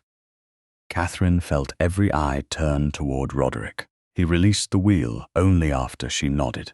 Then he stepped forward, not between her and the crowd, but beside the marked line she had drawn. No, he said. I looked weak because I used rank where judgment was required. His voice carried across the yard. I dismissed the person who understood the danger because her warning inconvenienced my pride. I allowed her name to be removed from work that was hers. I let suspicion become a sentence because I preferred certainty to listening. No one moved. Roderick looked at Catherine. But he did not ask for anything. The cottages stood because she acted. This demonstration succeeded because she led it. Her authority over the Westley waterworks remains in force, whether or not she ever returns to my house. Catherine's breath caught, not because the words were romantic, but because they cost him exactly what he had once protected most: appearances. Godfrey laughed once, sharply. You would surrender the duchy to sentiment. Catherine faced him. No, the duchy is being returned to evidence. She nodded to the solicitor. He stepped forward and read the consequences already prepared under Roderick's seal. Godfrey's contract was terminated. All payments connected to the altered works were frozen. His interest in future estate improvements was cancelled. The evidence of property sabotage, forged instructions, witness intimidation, and deliberate risk would be sent to the county magistrate. Any profit from the scheme would be used first to repair the cottages, the meadow, and the mill. Godfrey's face went pale. Roderick, we are family. You used that fact as access, Roderick said, not as loyalty. The solicitor then addressed Millicent. She was removed from every Westley household function. She no longer represented the duchy in charitable, social, or estate matters. Any funds received through Godfrey's contracts would be repaid. She would leave Alderwick under the supervision of Lady Marjorie's chosen companion and remain with relatives in Bath until further proceedings were settled. Millicent looked at Catherine with naked fury. You have taken everything. Catherine held her gaze. No, I stopped you from taking more. Sir Thomas approached the model beneath the awning. The restored brass plate caught the morning light. He read the names in silence, then turned toward Catherine. The committee will issue a written correction. Include the workers, Catherine said, and Amos Bell, and Mr. Pritchard. It will be done. Also state that the emergency channel saved the cottages. Yes, the answer came without hesitation. Catherine looked toward the lower bank. The water moved steadily through the channel she had designed.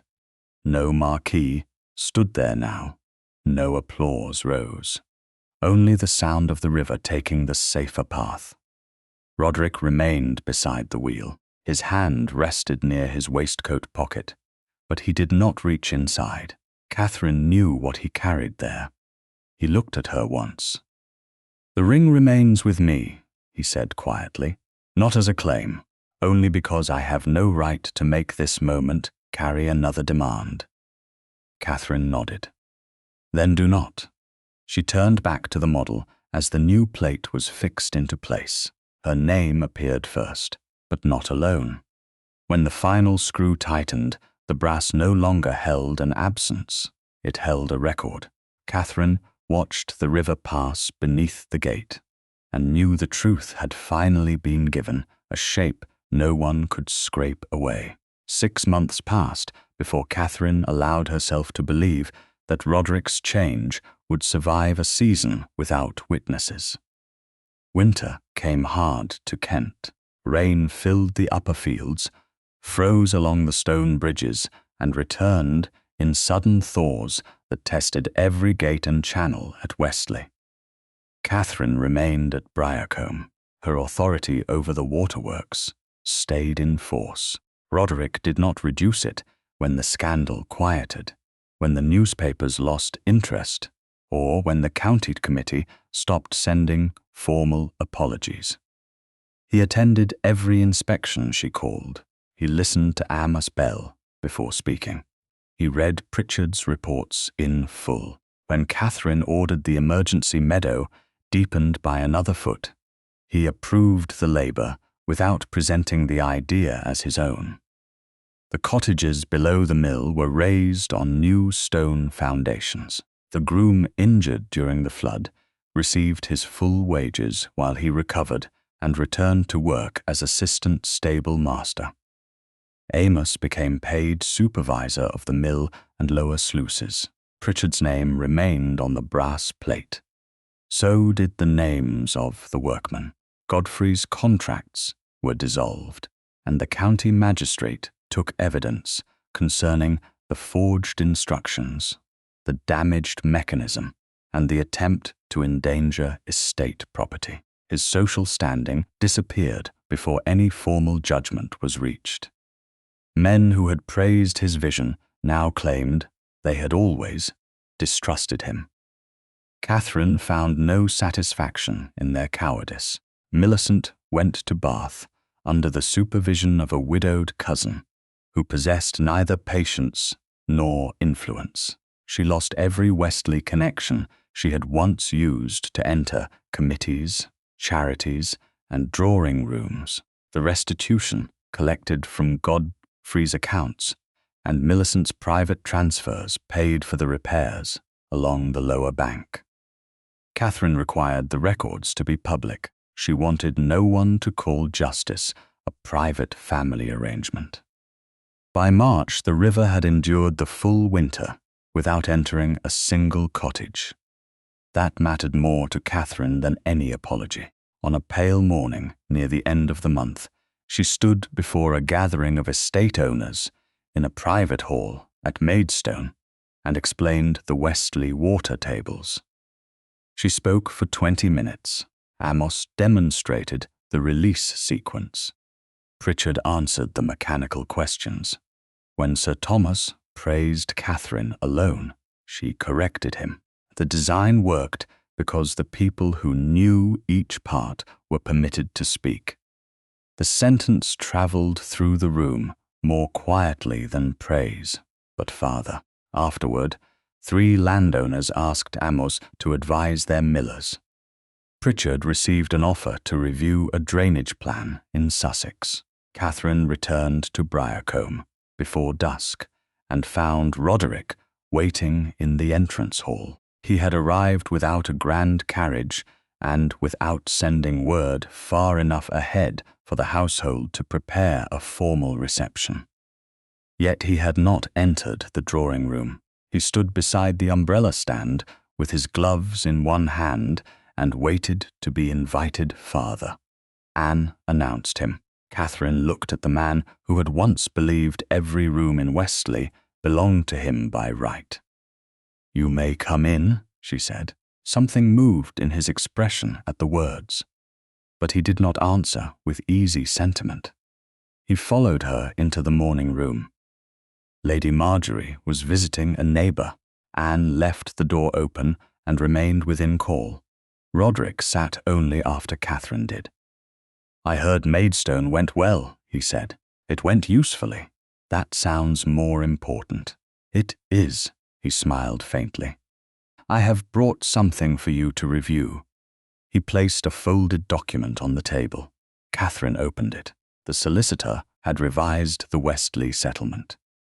Her financial authority remained separate. No household representative could act in her name without written permission. Briarcombe would remain available to her as an independent residence for life. All major estate improvements affecting tenants required consultation with the Waterworks office, which Catherine now directed. "You did not need to include Briarcombe," she said. "Yes, I did. Why? Because I do not want your security to depend upon whether I am behaving well." The honesty of the answer held her still. Roderick folded his hands. "I know a document cannot repair what I did. No, but it can prevent my better intentions from becoming your only protection." Catherine read the final page. There was no demand that she return to Westley House. No condition tied authority to marriage. "What are you asking?" He looked at her directly. "Not for the old marriage."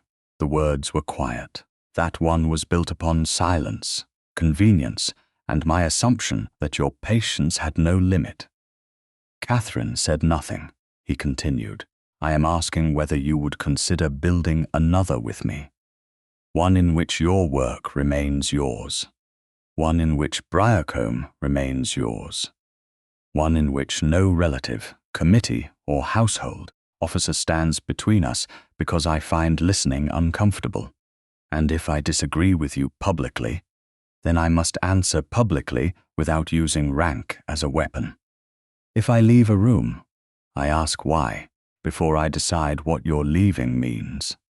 If I tell you there is danger and everyone else says there is none." His voice changed. "I listen before the room agrees." That was the condition that mattered. Catherine placed the document on the table. "Words are easier in a quiet room." "Then judge me by the months behind them." She had. That was why he was here. Not because the county admired her now. Not because the river had remained within its banks. Because Roderick had continued listening after there was no audience to reward him for it. "There is one place I want to see," she said. They rode to the restored spillway before sunset. Anne accompanied them in the second carriage and waited with the groom near the upper path. The river ran clear beneath the new gate. The ornamental meadow had been reshaped into a proper overflow basin, still rough with spring grass. The brass plate stood on a stone support beside the wheel. Catherine's name first, and not alone. Roderick stopped near the bank. He took a small leather box from inside his coat and held it out. He did not open it. Catherine accepted the box. The wedding ring lay inside, polished but unchanged. She lifted it between her fingers. For 7 years, it had represented a promise defined mostly by him. Then, it had represented her refusal to remain where she was not heard. Now it felt neither heavy nor light. It felt like a question. "If I wear it again," she said, "will you understand that I may still leave a room where my voice is dismissed?" Roderick did not reach for her hand. "Then I must make certain leaving is never the only way I listen." Catherine looked at him for a long moment. The river moved steadily through the channel. No crowd waited. No committee watched. There was no applause to confuse with truth. She slid the ring onto her own finger. Roderick's breath changed, but he did not seize the moment. "Thank you," he said. "Do not thank me yet. No.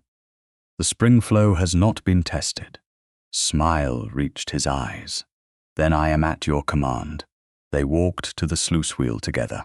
Catherine checked the level marker, the chain tension, and the lower catch. Roderick waited beside her without touching the controls. "A quarter turn," she said. He placed his hand on the wheel only after she nodded. Together, they opened the spring flow. Water passed beneath the gate in a controlled silver current, spread into the restored channel, and moved safely away from the cottages. Catherine rested her hand on the iron rim. The wedding ring caught the fading light and reflected in the still water below. On the bank, the brass plate shone with every name that belonged there. Roderick stood beside her, not ahead of her, and waited for her next instruction.